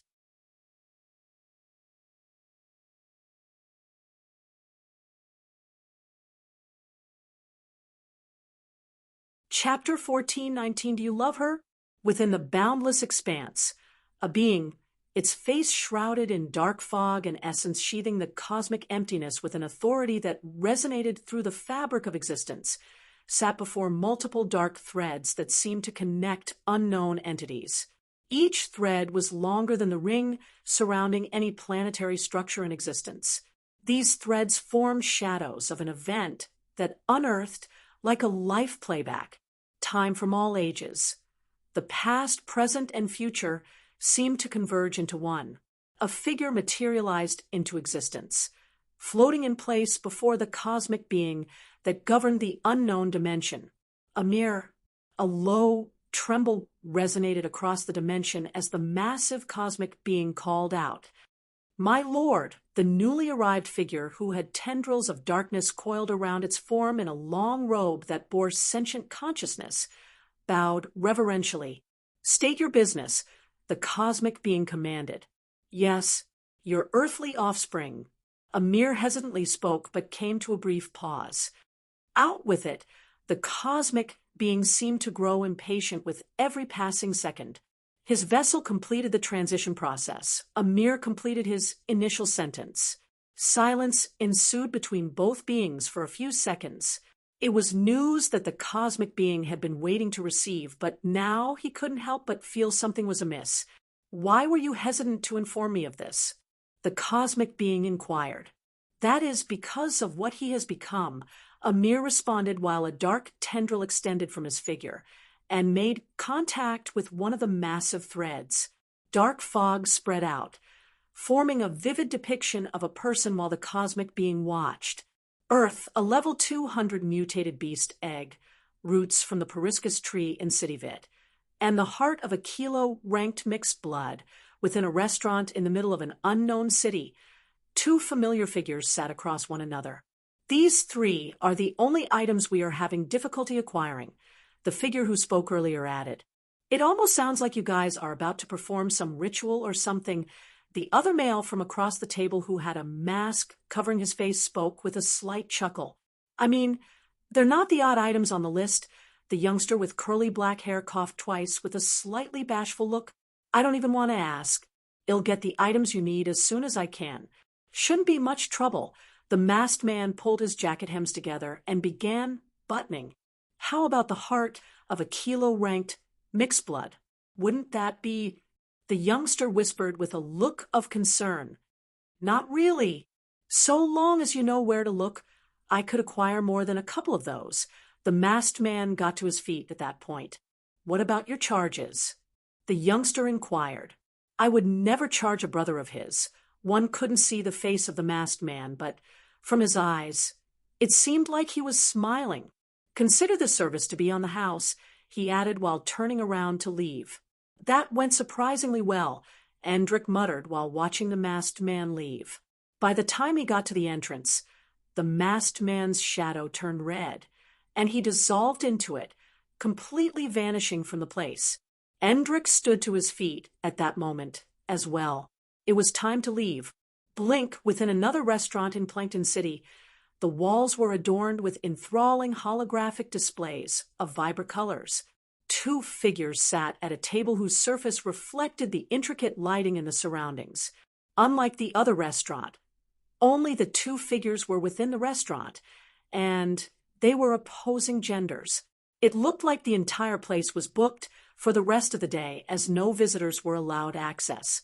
"Why can't you use your real face?" "No one is watching," Vera nagged with a low tone. Before her was a man in a burgundy suit with dark hair, an ashen white face and very red lips. One could tell that he was a man, but he also looked pretty like a woman. I am not risking revealing my identity. If anyone sees my face, even by mistake, I will have to end their life, Gustav replied while reaching out to grab a wine cup. You look like a transgender, Vera stated with a tone of dissatisfaction. Drop it, Vera. Gustav shot her a distasteful glare. Vera decided to keep quiet at that point and faced the meal before her. Finally, a little peace. Gustav sighed internally in relief. Your little girlfriend sure has gotten very rich since the last time you were on Earth. The system voiced in his head, referencing Vera's ability to privately book the most expensive restaurant in the city for the rest of the day. Yeah, I wonder what happened in my absence, but I could have done this too when I was still rich, Gustav responded internally. Are you forever going to cry about your bank account getting restricted by the world government and disabled? The system began laughing hysterically. I had hundreds of millions. Tisich. Gustav wished he could pull the system by the ear at that moment, as it couldn't understand the feelings of a human that had lost everything they had built. I will get it back in the future. For now, well, being broke isn't so bad. Gustav decided not to sweat it. How long will you be around? Vera inquired from the other end. Until I get all the items I require, Gustav replied before gulping down a tasty piece of meat. This is nice. It's been a while since I last properly enjoyed an Earth meal. Gustav couldn't help but recall all the months he had spent in outer space and on other planets. Boss Danzo meals are still 100% better. A hint of nostalgia hit Gustav. What items are you talking about? Do you need help? Vera inquired with a look of concern. Don't worry, it is being taken care of. I only need to head to Angie's for the last one. The moment Gustav mentioned Angie, Vera's face dropped. I have a confession to make, she mumbled. Gustav had a slightly confused look on his face. When I learnt that Angie got consumed, I didn't feel bad, she uttered before taking a brief pause. Gustav leaned back against his seat to listen attentively and see where she was going with her confession. Sure, I sympathized with you and everyone else, but I didn't feel bad. If anything, a part of me felt glad that she was finally gone, Vera revealed without an ounce of remorse or guilt on her face. Does that make me a bad person? She raised her face to look up at Gustav. The concept of good and bad is chalked up to personal view. To me, it isn't necessarily bad, but to others, that might not be the case. Gustav reached out to take a glass. He slowly gulped down the contents, leaving Vera to dwell on his words for a bit. But why did you feel relieved? Gustav inquired despite already having an idea of the answer. Because I want you for myself, Vera blurted without hesitating. Predictable, the system voiced inwardly. Shush, Gustav hushed it and went back to focusing on Vera. Do you know that the reason why I am gathering the items I talked about is to get her back? Gustav inquired while rubbing his temples. Oh, well, there's nothing I can do about that. Although a part of me wishes for things to stay like this. A part of me also understands that you're affected by her absence. Vera forced a smile while speaking. Indeed, I am. Gustav nodded slightly. What if I asked you not to? Would you not go looking for her? Vera voiced with a look of anticipation. No, I would go looking for her even if she was trapped in hell, Gustav replied while getting to his feet. It's time to go, he decided. However, before Gustav could leave the table, Vera placed her hand on his, causing him to stop in place. Do you love her? Vera questioned. Fweisk, a figure appeared in the middle of a neighborhood close to the edge of Plankton City. The figure had a reminiscent look as they scrutinized the environment, recalling its past look. Residential buildings lined up across the surroundings, ranging from 20 to 40 stories, compared to the past, when they used to be mostly around 7 to 15 stories. This was an upgrade. The figure walked past a bunch of stores and even a few familiar people in the surroundings. It is much busier now. A smile hung on his face as he set his sights in a particular direction. It was a building close to the end of the street that measured around 21 stories in height. Staircases could be spotted around the sides, but no one seemed to be making use of them. With a single fluid motion, the figure arrived at the top of the building. Whoosh!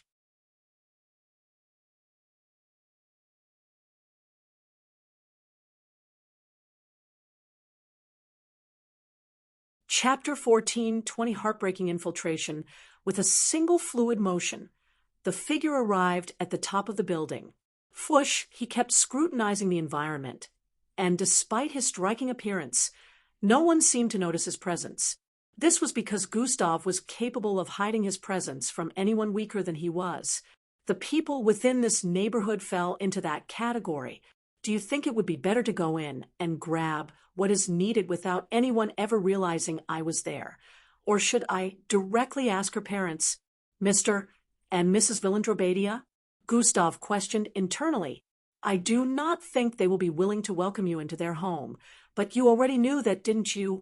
The system voiced. The system statement made Gustav take a trip down memory lane. Underscore.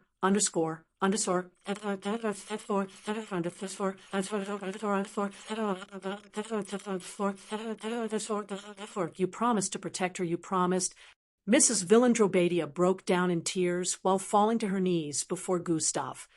Not only did you not keep your promise, you are suspected of being the one responsible for what happened, which means you are to blame for her disappearance, Mr. Villandrobadia stated with a tone of fury, while Gustav just stood in the passageway with a look of remorse. I saw you as a son, but that was my mistake. Mrs. Villandrobadia kept tearing up uncontrollably. Leave here now, or I am calling the MBO. The only reason why I haven't buried my hand in your face is because of the love Angie has for you, he added. Gustav could see Phil in the background, looking down with a crestfallen expression. He couldn't even look Gustav in the eyes. I will get her back, Gustav stated before turning around. Do not give us false hope, Mrs. Villandrobadia yelled. Gustav paused his footsteps before turning slightly. I will not rest until I get her back. Underscore.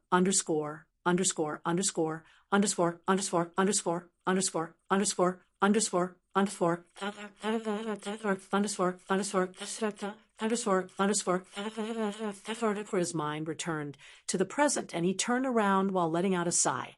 Could he blame them? Although everyone had it wrong with the allegations of him destroying planet Ozius, he couldn't entirely say he had nothing to do with it. A part of Gustav blamed himself because he knew the Death Angels weren't there for Falco alone. They were also there for him.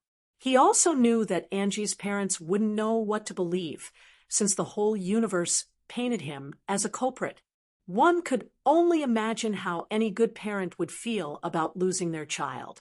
It was easy to get overwhelmed with emotions, causing them to look at the situation from a place of sentimentality rather than logic. I guess it would be best for everyone to remain oblivious of my presence, Gustav decided and took a step forward.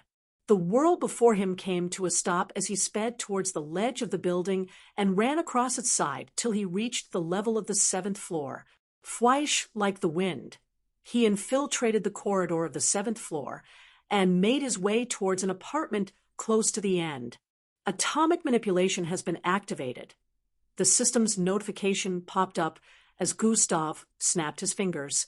A burst of milky-colored light enshrouded his entire figure, causing him to turn a bit translucent. Gustav took a step forward and walked through the door of the apartment while it was still locked.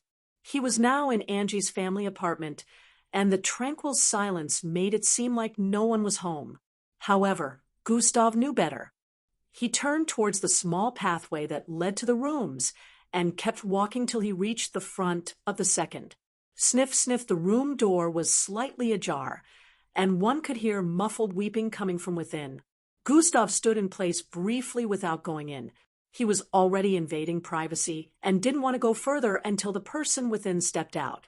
Sniff, sniff, dash, I should have stopped you. Dash, I regret ever letting you join the MBL. Dash, I regret ever letting you go out there to participate in ISOP. Dash, I regret ever letting you be friends with Gustav. Dash, Wah sniff sniff. Dash, Angie, it's all my fault. Dash, I am a bad mother. Even as a sentient being void of emotions, I have to admit that this is difficult to witness. The system voiced in Gustav's head.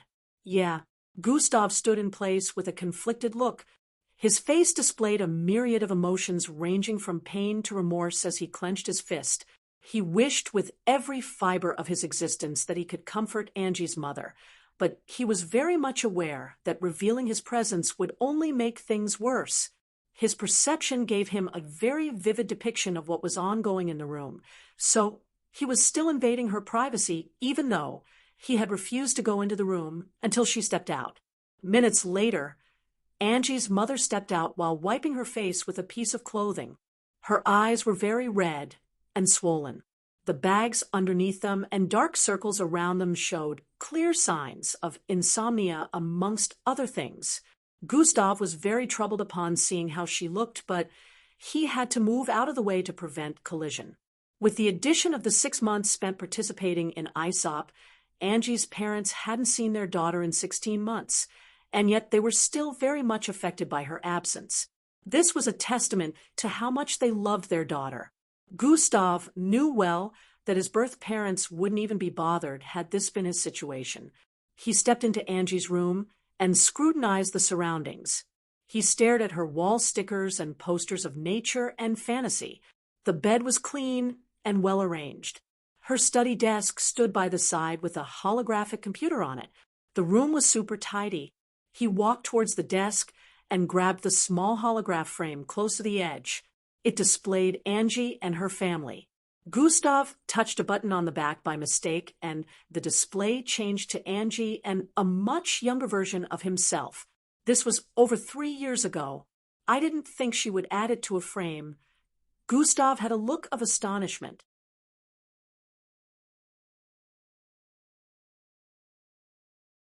In the picture, there were some trees in the vicinity, and he was looking away when she took a selfie. He was aware at the time, but wasn't bothered. He spotted a few tears on her desk and knew that her mother had been weeping while holding onto the frame. A deep frown appeared on Gustav's face. I have to speed up the process of getting Angie back. After the thought appeared in their mind, Gustav pulled a drawer open and grabbed one of Angie's hairbrushes. Flyish like the wind, his figure vanished from the vicinity, causing a low whooshing sound to ring out. Mrs. Villandrobadia was alerted by the sound of the wind, but couldn't see anyone around because Gustav was long gone. However, she spotted a droplet of blood in the passageway, which struck her as odd. Did I cut myself anywhere? Back at E.E.'s apartment, all 3 of them except Circe were gathered in his living room. Did you get it? Endrick turned to Gustav. Yeah, Gustav responded while taking out the hairbrush. How about you, E.E.? He turned to face Emma. I was able to persuade him. E.E. replied while taking out a small piece of shirt. Good, now we just need an item that bears the presence of that other dimension, Endrick voiced with a nod. And what about the other items besides that? Gustav inquired.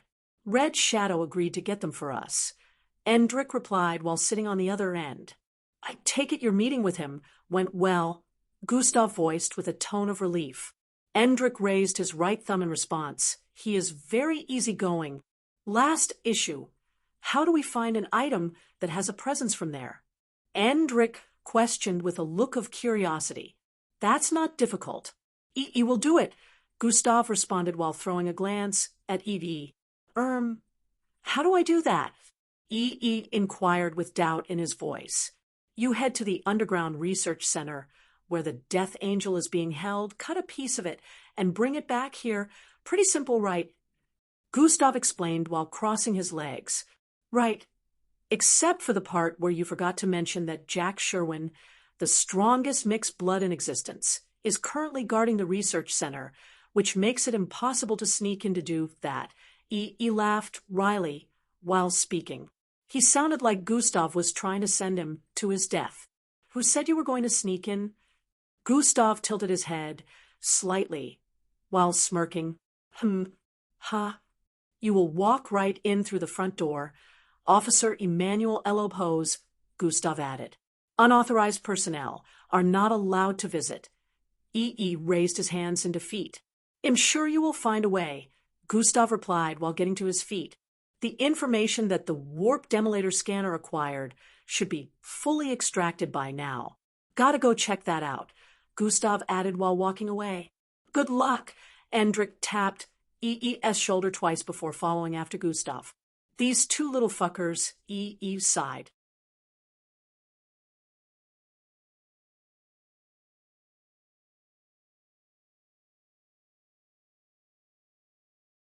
Chapter 14:21 Stagnant Siderous Void. Good luck, Endrich tapped E.E.'s shoulder twice before following after Gustav. These two little fuckers, E.E. sighed. Gustav's fingertips emitted bluish beams as he drew rectangular lines in midair. A spatial doorway appeared, and he stepped in alongside Endrich. They entered a space of Gustav's, making where an oddly shaped device was centered.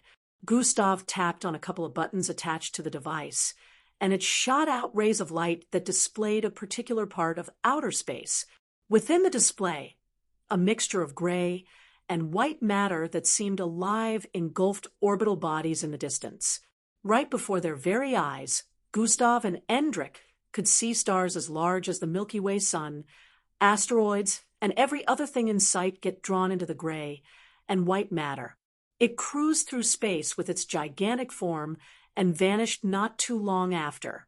The device then went on to make a couple of analyses based on the properties of the gray and white matter. I knew it, Gustav mumbled. Knew what? What are we looking at here? Endrich inquired with a tone of curiosity. Do you see this signature right here? Gustav pointed at one of the displays that had a slash sign. Yeah. That shows that whatever the warp demolator consumes doesn't necessarily get destroyed. Then what happens to them? It's a spatial sign that interprets that they get transported to an entirely different location from where they were in space. What? That's insane. I know, right? To be able to teleport orbital masses of that size. Incredible. At that point, Gustav began to put two and two together. You're finally getting closer to the truth.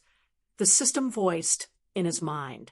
You have always shunned it whenever I mention the destruction of planet Humbad. Does this mean their planet just got swallowed up by the warp demolator and transferred elsewhere? You already arrived at the answer. Why still ask? Because a lot of details are still missing. The warp demolator appears randomly even though I can read its appearance now. How did the Slarkovs know that their planet was in danger of being swallowed up before it appeared? They must have left before the appearance of the warp demolator, which means they lied about their planet getting destroyed. What is the aim and objective here? I don't get it, Gustav rambled internally while staring at the device before him. That's what the 5-year quest is for. Find Dimension 6 in planet Humbad, and the answers will be waiting for you. The system voiced. That's where the problem lies. The warp demolator scanner has confirmed the spatial transportation, but where they were transported to, Gustav stared at the readings before him. What do all these mean? Endrich pointed at the bottom half of the readings. That is where the warp demolator scanner says they were transported to. Gustav responded. Reappearance determined. Stagnant siderous void. Number 792. What is a stagnant siderous void? Endrich questioned, looking clueless. Since there are orbital bodies, planets, stars, asteroids, moons, they can only be transported to some sort of galaxy. The only problem is this stagnant siderous void does not exist. Gustav had a conflicted expression after reaching the end of his statement. How is that possible? Surely they can't be transported to somewhere that doesn't exist. Endrich folded his arms while reeling forward in confusion. It could be a pocket dimension. Endrich added, a pocket dimension can't hold so many orbital bodies like that. The laws of gravitational balance and space would not allow it. They would attract to each other, causing a collision that would wipe everything out of existence, the orbital bodies and dimensions included, Gustav explained. What if the stagnant Siderus is just a place that you don't know about? Maybe we just need to ask around, Endrick suggested. I read every marked territory across the universe during our training in the MBO.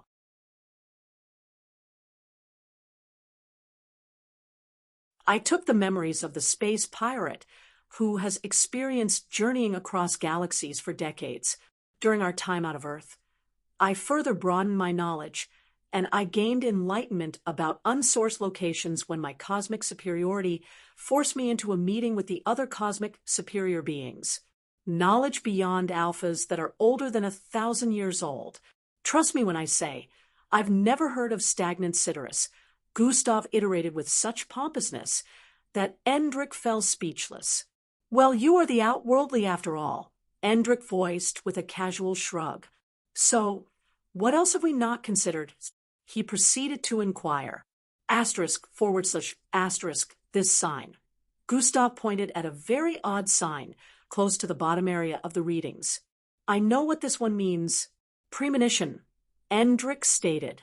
Yeah, but how is it related to all this? Gustav wondered out loud. Maybe the 5 premonitions? No, it is something else. Endrick swiftly corrected himself. Yeah, it is something else. Gustav shot a thoughtful gaze at the readings before coming to a decision. Let's be ready for when next the warp demolator appears. Gustav sauntered towards the right. Why, what are you planning? Endrick questioned, but soon his eyes widened in realization. Don't tell me the MBO tower. I don't understand this request of yours, Officer E. Commander Zanatus voiced with a look of confusion. The Death Angel that was captured. The research center is doing all they can to crack down on it and gather more information about the other side, right? Throughout this question, yes, indeed, that is true, Commander Zanatus replied. I am saying I can help. Remember, I was one of the few who had a personal encounter with them, voiced with a convincing tone. Did you suddenly figure something out? Commander Zanatus raised an eyebrow in intrigue.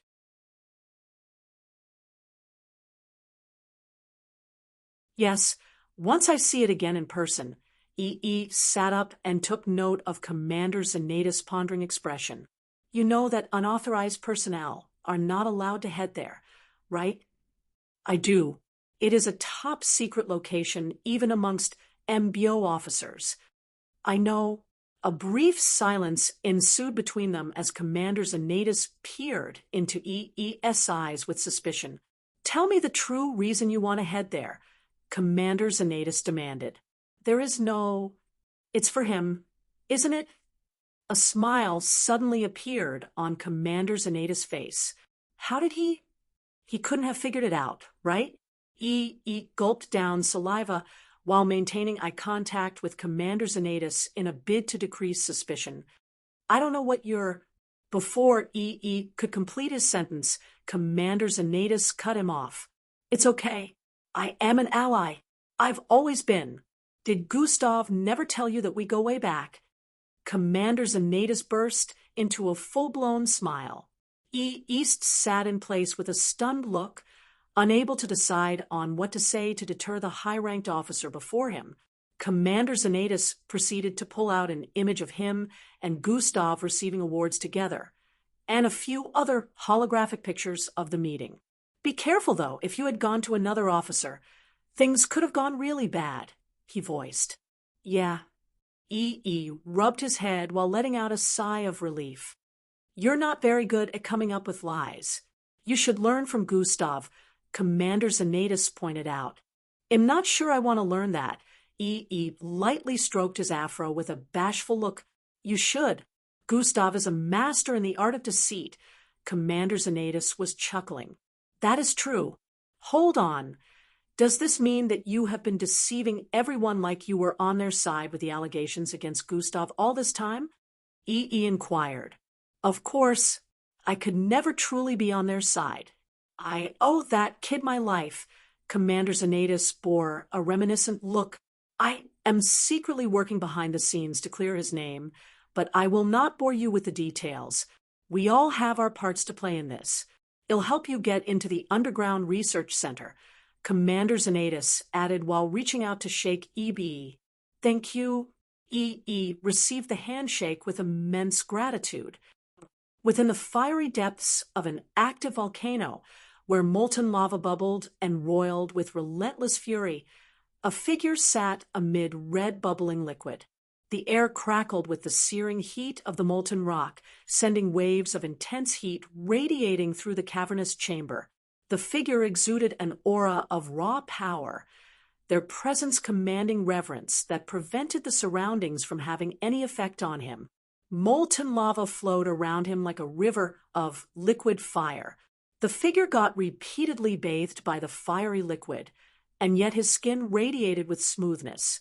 His eyes were closed, almost like he was meditating in the perilous environment. Dark smoke pervaded the vicinity, which didn't bother him in the slightest. After what seemed like ages, he suddenly opened his eyes. I told you, I don't want to be bothered until he returns.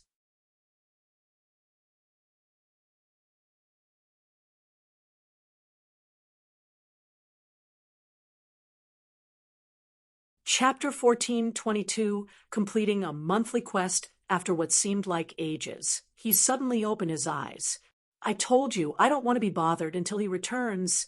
He has returned. Another masculine voice traveled across the volcanic domain as a figure descended from the opening above. Eldris? The figure voiced a tone of disbelief after identifying the newly arrived person. Hello, Rhea. It's been too long. Eldris' silver hair fluttered enchantingly as he floated before Rhea. Both of them emitted an undaunting and overbearing presence that made the surroundings chime in reverence. Did I just hear you say he has returned? Rhea questioned with intrigue. Has my rival truly returned? He stood to his feet immediately. Eldris, whose eyes were shut as usual, suddenly opened them. His pupils gathered all the color in the universe, sparkling with such beauty that defied human comprehension. Yes, Gustav has returned, he stated with a smile. Then, does this mean it is time to get Angie and Falco back? Anticipation began to build within Rhea as he questioned. Why don't we go ask him ourselves? Eldris began floating upwards. Rhea grinned excitedly before crouching and leaping upwards. Thwoosh, both their figures blasted off into the sky and soon vanished from sight. Good thing daily tasks stop. I can't find myself doing stupid things like this all the time. Gustav stood at the top of a skyscraper with a slightly irritated look. Maybe I should bring them back, the system teased. Maybe I should bend you over and spank you when you're in physical form, Gustav stated. That is inappropriate. It is what you deserve. Silence. Gustav decided to ignore the system and stared at the notification before him. Monthly quest, infiltrate the MBO tower and sabotage the sign. Squinting eyes face, status. Uncompleted, squinting eyes face, time elapsed. 3 weeks, what even is the point of this? Gustav peered into the distance where the MBO tower was located. The glowing MBO sign could be spotted vividly from his angle. It was a beacon of power and authority, and now the system wanted him to mess with it. Maybe to teach you how to have fun a little. The system chimed in. Fun is the last thing I need right now. Angie and Falco are still out there. Who knows what they are currently going through? Gustav's face darkened as he recalled Angie's mother's tears. Exactly why you need it. You've been on this for a year. At least celebrate the fact that you're getting closer. The system voiced once more. TCH, I'm only doing this because I have a bit of time on my hands since I'm waiting for Endrick and EDS return. If not, I wouldn't even give this the thought of the day. I don't care about failing, Gustav blurted with a disinterested look. Yeah, just do it already. One could almost sense the system rolling its pretty eyes at Gustav. Gustav sauntered forward and leapt off the ledge of the skyscraper. MBO Tower. Holographic monitors flickered to life throughout a control room, displaying a dizzying array of data and visuals. Charts, graphs, and schematics floated in midair. updating in real time as officers monitored the status of various systems and operations. At the heart of the control room stood the central command station, a massive console adorned with an array of buttons, switches, and holographic displays that served as the nerve center of the operation. Officers manned the station with unwavering focus, their eyes glued to the screens as they monitored the status of critical systems and operations. Officer Chen, Gradier Howe has requested that the footage documentation of Case 1729 be sent to his office. An officer in an MBO outfit approached from the entrance. Not Gradier Howe again, the officer before the largest holographic screen lamented. All right, no problem. Tell him it will be sent by the end of today. Officer Chen responded while moving towards another corner of the control room. About 26 different MBO officers were working in the control room, but it seemed like Officer Chen was the leader there.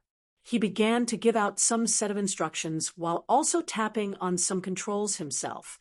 He suddenly sensed a presence behind him and turned around. I already told you, it will be sent by the end of the day. Actually, Commander Zanatus asked for you, the young officer who initially came and reported. Oh, Commander Zanatus? Officer Chen's face showed that he was wondering why Commander Zanatus would request his presence. All right, Officer Chen understood that requests from higher-ranked MBO officers took priority. He walked out with the officer after rushing out instructions to some officers on what to do while asking a few to hold on till returned. About a minute later, Officer Chen returned. Now, where were we? He questioned while moving towards the largest control panel area. Dash, can you see that? Dash, what the fuck? Haha. The MBO tower has a different sign. Dash, MILF Busters organization? Dash, this is hilarious, ha ha ha.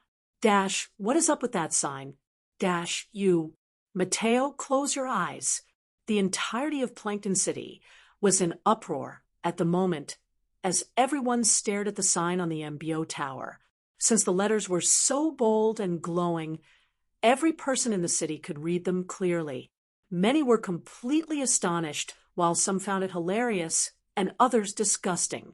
The MBO tower was getting a bunch of calls from all across the city at the moment, and even many people had taken photographs to post on the internet. The MBO became a laughingstock for the netizens, as even news and media outlets decided to pass it across even further. What do you think you're doing, Officer Chen? A high-ranking MBO officer approached the control room and spotted Officer Chen just standing in place. What is?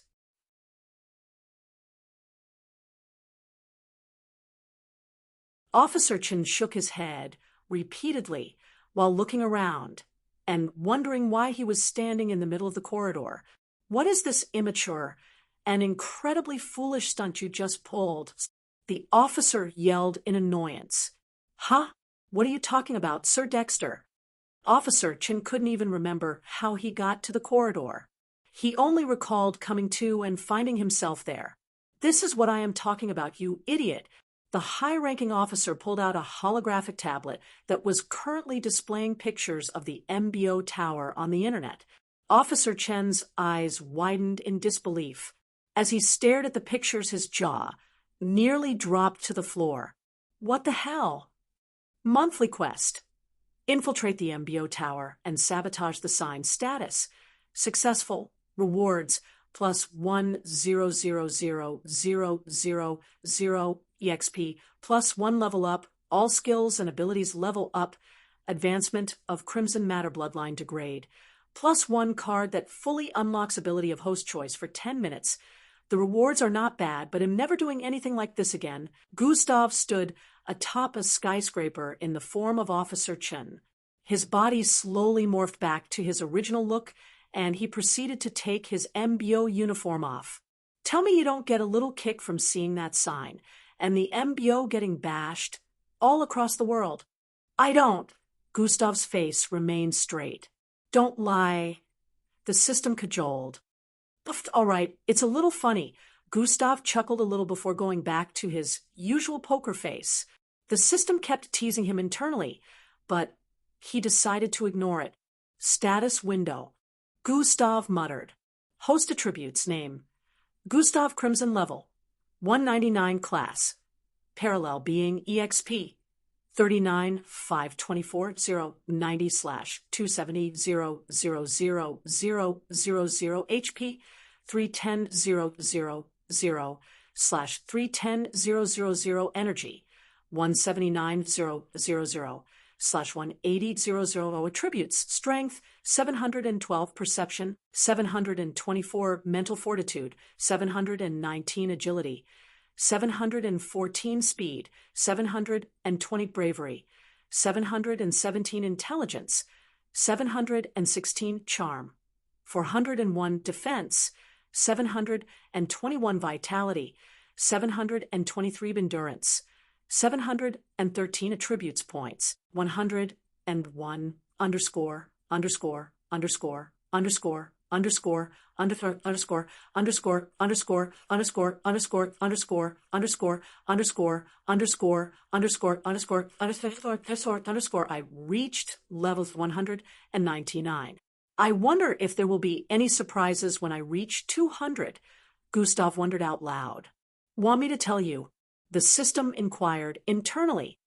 You've been nice lately. I'm starting to think you're an imposter. Gustav replied to the system. All right, I won't tell you then. Tell me. No, you lost your chance. You'd better spill. Make me. I will. You couldn't even make Angie spill. Gustav remained silent for a few seconds before responding. Now that's the mean bitches system I remember. Gustav arrived back at ES apartment, but sensed a presence within. Upon better perception, he sensed it wasn't one, but two presences, and from what he could sense, they were very powerful.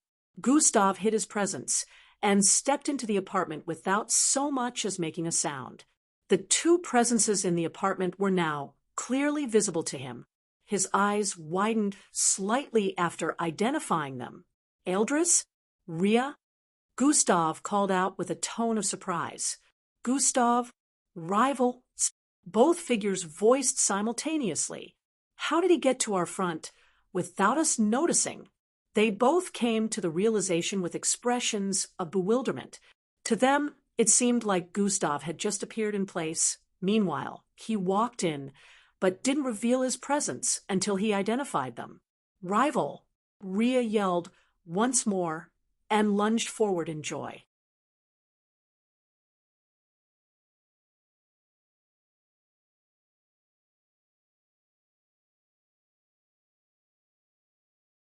Chapter 14:23 Gustav Crimson. Is on Earth rival? Rhea yelled once more and lunged forward in joy. Gustav raised his right hand to block Rhea's face with a wry smile. Calm your excitement. Eldris chuckled from behind as he stood to his feet. Don't be so harsh. He missed you, he stated. Everyone did, Eldris added with a reminiscent look. How did you guys know I was on Earth? Gustav questioned with a slightly suspicious tone. Why did you think EE would keep it from us? Eldris threw out the question, causing Gustav to shake his head slightly. It was supposed to be a quick pop in and out of Earth, and yet so many unexpected things happened. Gustav let out a small sigh. So that was you facing the clone. I suspected. Eldris smiled while extending a fist. What clone? Rhea scratched his head cluelessly. Yeah, it was me, Gustav replied while bumping Eldris' fist softly. That was just one out of the many things I faced since I arrived here. I still had to stop a mad scientist from getting rid of everyone's bloodline, fight Jack, and mess with that MBO sign. Gustav couldn't believe just how crazy the last 2 weeks had gone. You fought Jack Sherwin? You were the one who messed with that MBO sign? Eldris and Rhea voiced simultaneously in disbelief. Not by choice, but yet. Also, in a different timeline, Gustav took a seat and slumped back against the sofa. Who won? Rhea kicked his feet up excitedly, while inquiring. Who do you think? Gustav voiced in response. Well, seeing as you are here now. Eldris couldn't even complete his sentence because he knew that would technically be saying Gustav was the most powerful on Earth. He knew it was possible in due time, but couldn't fathom Gustav already reaching that level at 21 years old. Rival, you won. Ria's eyes widened in astonishment. No, it was barely a stalemate. I probably would be dead by now if he used full strength from the start, Gustav bluntly pointed out. Oh, both Eldris and Ria voiced together. Anyways, at least I got to gauge his strength and understand what level I need to acquire before I can be on equal footing with him. Gustav strangely seemed glad about the encounter. The fact that you can even contend with him in the slightest is commendable. Eldris patted Gustav's shoulder twice. I only have a year more to not just be able to contend with him, but reach a higher level of power, or I fail the quest. Gustav reminded himself internally. So, how did you get away from him? Ria questioned. I didn't. He had to leave to face that half-white and black unknown entity, Gustav responded. What half-white and black entity? Ria was extremely dumbfounded. Were you living under a rock? You're a part of the MBO. You should know, Gustav felt that Ria seemed too uninformed on some of the matters that he should be aware of. Technically, he was living under a volcano. Eldris chimed in from the side, causing Ria to smile wryly. Gustav was further confused by the revelation. Did you quit the MBO? No, I took a leave, Ria answered while rotating his right arm. He said he didn't want to be disturbed until you return. Eldris chuckled while revealing. Hey, he didn't have to know that. Ria yelled bashfully. He didn't stop channeling his bloodline in the active volcano until I informed him of your return. Eldris added while Ria pouted at the side. He is a lot more powerful now. I can sense it. Gustav voiced an observation. Ria's eyes widened in excitement. Really? Gustav nodded. From what I can sense, your energy is higher than Eldris. Well, family issues haven't exactly made me active this last year. I also took a leave from the MBO, Eldris revealed. Tell me all about it. Gustav showed a concerned expression. Nah, it's nothing to be bothered about. Eldris waved it off. But I did hear of that being.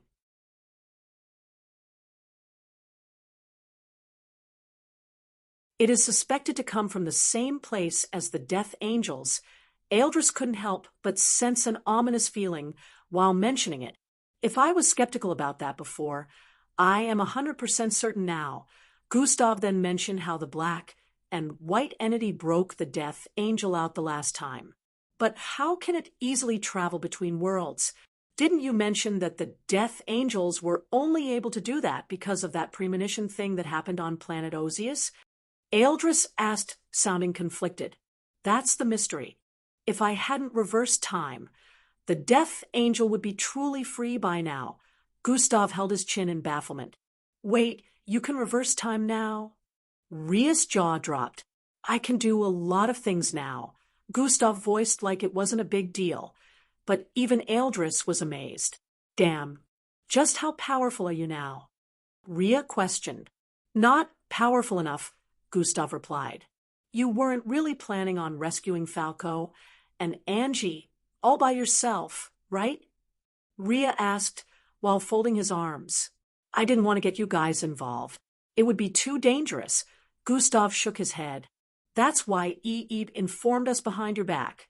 You need all the help you can get if you intend to infiltrate that other dimension, Eldris pointed out. No, only I and Endrick will be heading there after we've gathered all the items we need. Gustav immediately refused. You can't stop us from coming with. Falco and Angie are our friends too. Do you know how long I've been waiting to do something about their rescue? Now that the opportunity has presented itself, I want it back, Ria voiced with a fired-up expression. They both stared at the look on Gustav's face, hoping for some type of reaction. After a brief silence, Gustav stood to his feet. No. Gustav Crimson is on Earth. I can feel it.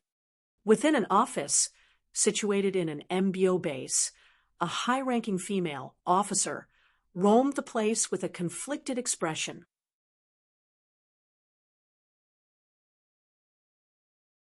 She had a long, green ponytail while the rest of her hair was sky blue.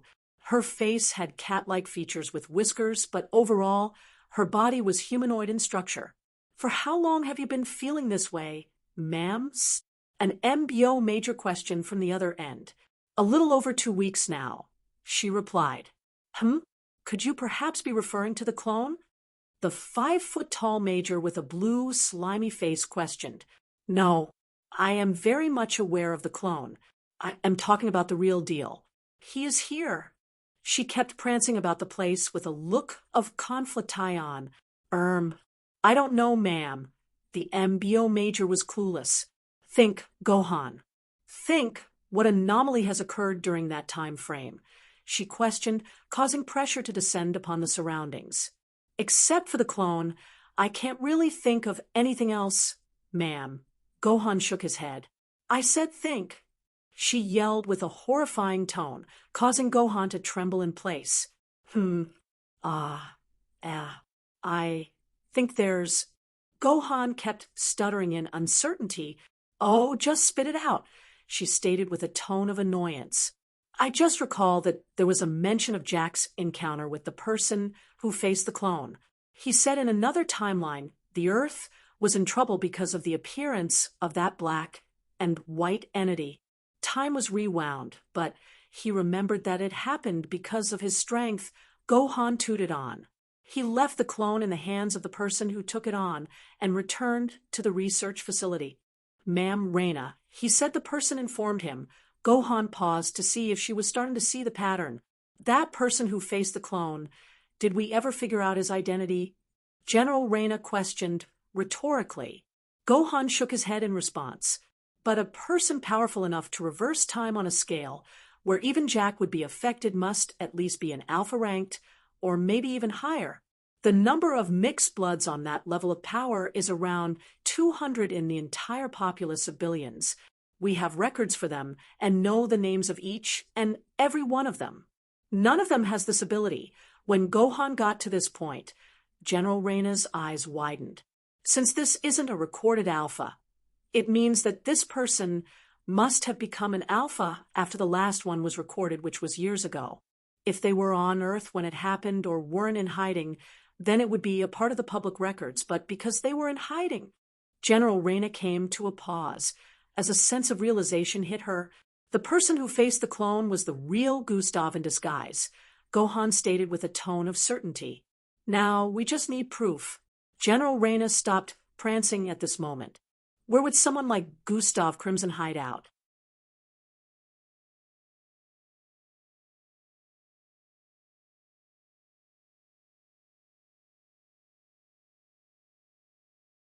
Chapter 1424. Is that the last item on the list? General Reina stopped prancing at that moment. Where would someone like Gustav Crimson hide out? She questioned while narrowing her eyes. He is friends, Officer Gohan pointed out. Indeed, one of them has to know he is on Earth. One of them has to know exactly where he is, General Reina voiced with a tone of realization. General, Tich. Gohan hesitantly stuttered. Speak your mind, General Reina stated with a clear tone. Ahem, so I think we should inform the higher-ups about our conceptions and plans. To run things smoothly, we will need all the help we can get, Gohan spoke with a slightly jittery tone. Of all the bad ideas, this is your worst. No, Gohan, I won't do that until I find him and bring him into custody myself. General Reina turned down his suggestion immediately. Ma'am, if he is truly as powerful as an alpha with capabilities relating to rewinding time, it will be very dangerous for us to go on the endeavor alone, Gohan tried to persuade her. No, I won't share the glory with the others. Think about just how much I will be rewarded if I single-handedly bring him back. The promotions. Her face displayed a look of anticipation as she raised her head. It will be enough for me to get to the next rank, but if taking him in becomes a joint effort, I can kiss my promotion goodbye, General Reina stated. I will bring Gustav Crimson in myself. Within an apartment, a group of 6 sat around the sofa, seemingly having a conversation. Who is she? Rhea pointed at the sky blue-haired girl on Gustav's left. She's Cersei from planet Vespa. Gustav answered. You must be one of Father's friends that he always talks about, Circe voiced with intrigue. Father! Father! Rhea and Eldris yelled in confusion at the same time. Oh, you two are not up to speed yet. Endrick shook his head. You cheated on Angie? Promiscuous rival. Rhea shouted like he had just been betrayed, causing everyone to stare at him like an idiot. What? Rhea yelled. You do know that he can't have a baby within the last year to grow to 18 years of age, right? Eldris felt like he shouldn't even be explaining. So what? It's Gustav. Nothing is impossible when it comes to him. Rhea threw up his hands. I hate to say it, but that actually makes sense. E blinked repeatedly. Everyone else besides Endrick suddenly felt confused and turned to stare at Gustav. You didn't, right? Eldris questioned very quietly. I haven't had sex in over a year, if that's what you're asking. Gustav nearly face-bombed after seeing their expressions. They let out a sigh of relief and immediately burst into laughter. Angie would have killed you. I literally mentioned that she is from planet Vespa, promiscuous rival. Why does she call you father? I know, right? It's gross. She calls me uncle, and she's older than I am. The group let out a few more series of laughter before they finally went into the topic of discussion. I have gotten the level 200 mutated beast egg roots from the Periscus tree and the heart of a kilo-ranked mixed blood. Endrick announced. The heart of a kilo-ranked mixed blood? Where did you... Before Rhea could complete the question, he was cut short. No interruptions, Rhea. We need to focus, Eldris stated. Rhea kept quiet, but was still curious.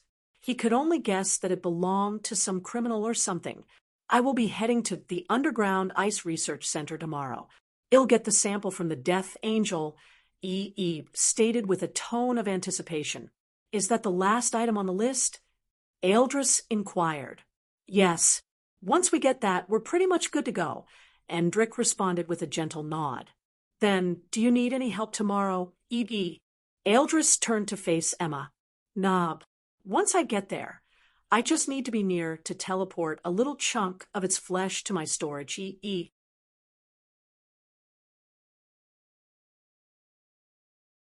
Responded with a tone of assurance. All right then. So, when do we leave Earth? Rhea questioned. Immediately after E gets the sample. I don't want to stay another second on Earth before something crazy happens again, Gustav answered with a decisive look. Also, it isn't we.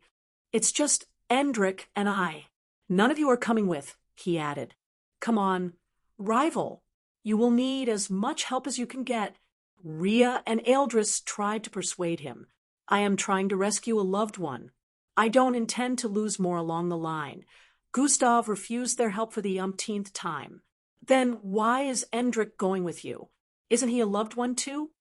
Rhea pointed out, because he is more powerful than the both of you, and can certainly hold his own, Gustav stated bluntly.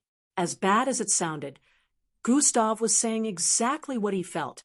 He knew they had both increased in strength, but didn't want to risk it. Gustav didn't have complete faith in them not getting themselves killed. Angie is our friend too. We can't sit back and watch only you two do a dangerous job that could be less dangerous with our help. Eldris kept trying to persuade Gustav. Nah, it's more dangerous. If you two come with me, Koss, then I'd have more people to look out for. Gustav shot it down once more. Come on, say something. Rhea turned to for help. Don't look at me. I'm not tagging along either, cause someone gotta be in the MBO as a mole. Raised both hands in defeat. Also, they were well aware that once Gustav's mind was made up, it was almost impossible to change it. So, if we prove we're powerful enough, will you accept our help? Eldris questioned with a serious expression. Gustav folded his arms and leaned back against the sofa. And how do you intend to do that? He questioned with a calm but intrigued tone. The next day arrived in a jiffy. By the time dawn arrived, was already on his way out of Plankton City.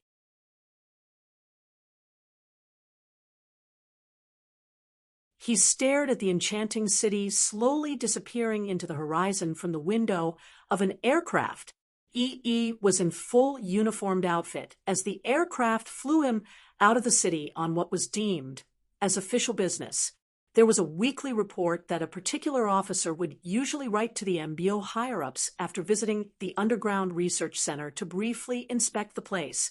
Unfortunately, this higher-ranked MBO officer was down with a mixed blood illness that would take a couple of days to recover from. Luckily, EE had been chosen to fill in for him on that particular day for the weekly inspection, but was it really just luck? East sat in place with a calm demeanor as the aircraft cruised across the pristine blue skies. How soon until we get there? He tapped a button by his armrest while inquiring. We will be arriving within the hour, sir. The pilot responded from the cabin area. Good, EE muttered. It was actually a distance that he could have opened a vortex to from the start, but he had to take the aircraft since it was a different kind of MBO business. Time went by very quickly, and EE's aircraft touched down on the closest airstrip. Beyond the airstrip was a terrain of ice that extended into the horizon. They were supposed to continue the journey from there with Frost-designed vehicles. However, EE seemed to have grown tired of using vehicles and simply opened a vortex. FYI, he walked in and arrived at the surface of the underground research facility. His presence immediately alerted Jack, who was floating above the premises. FYI, what do you want here? EE didn't even get a second to appreciate the scenery surrounding him before he heard a voice behind him.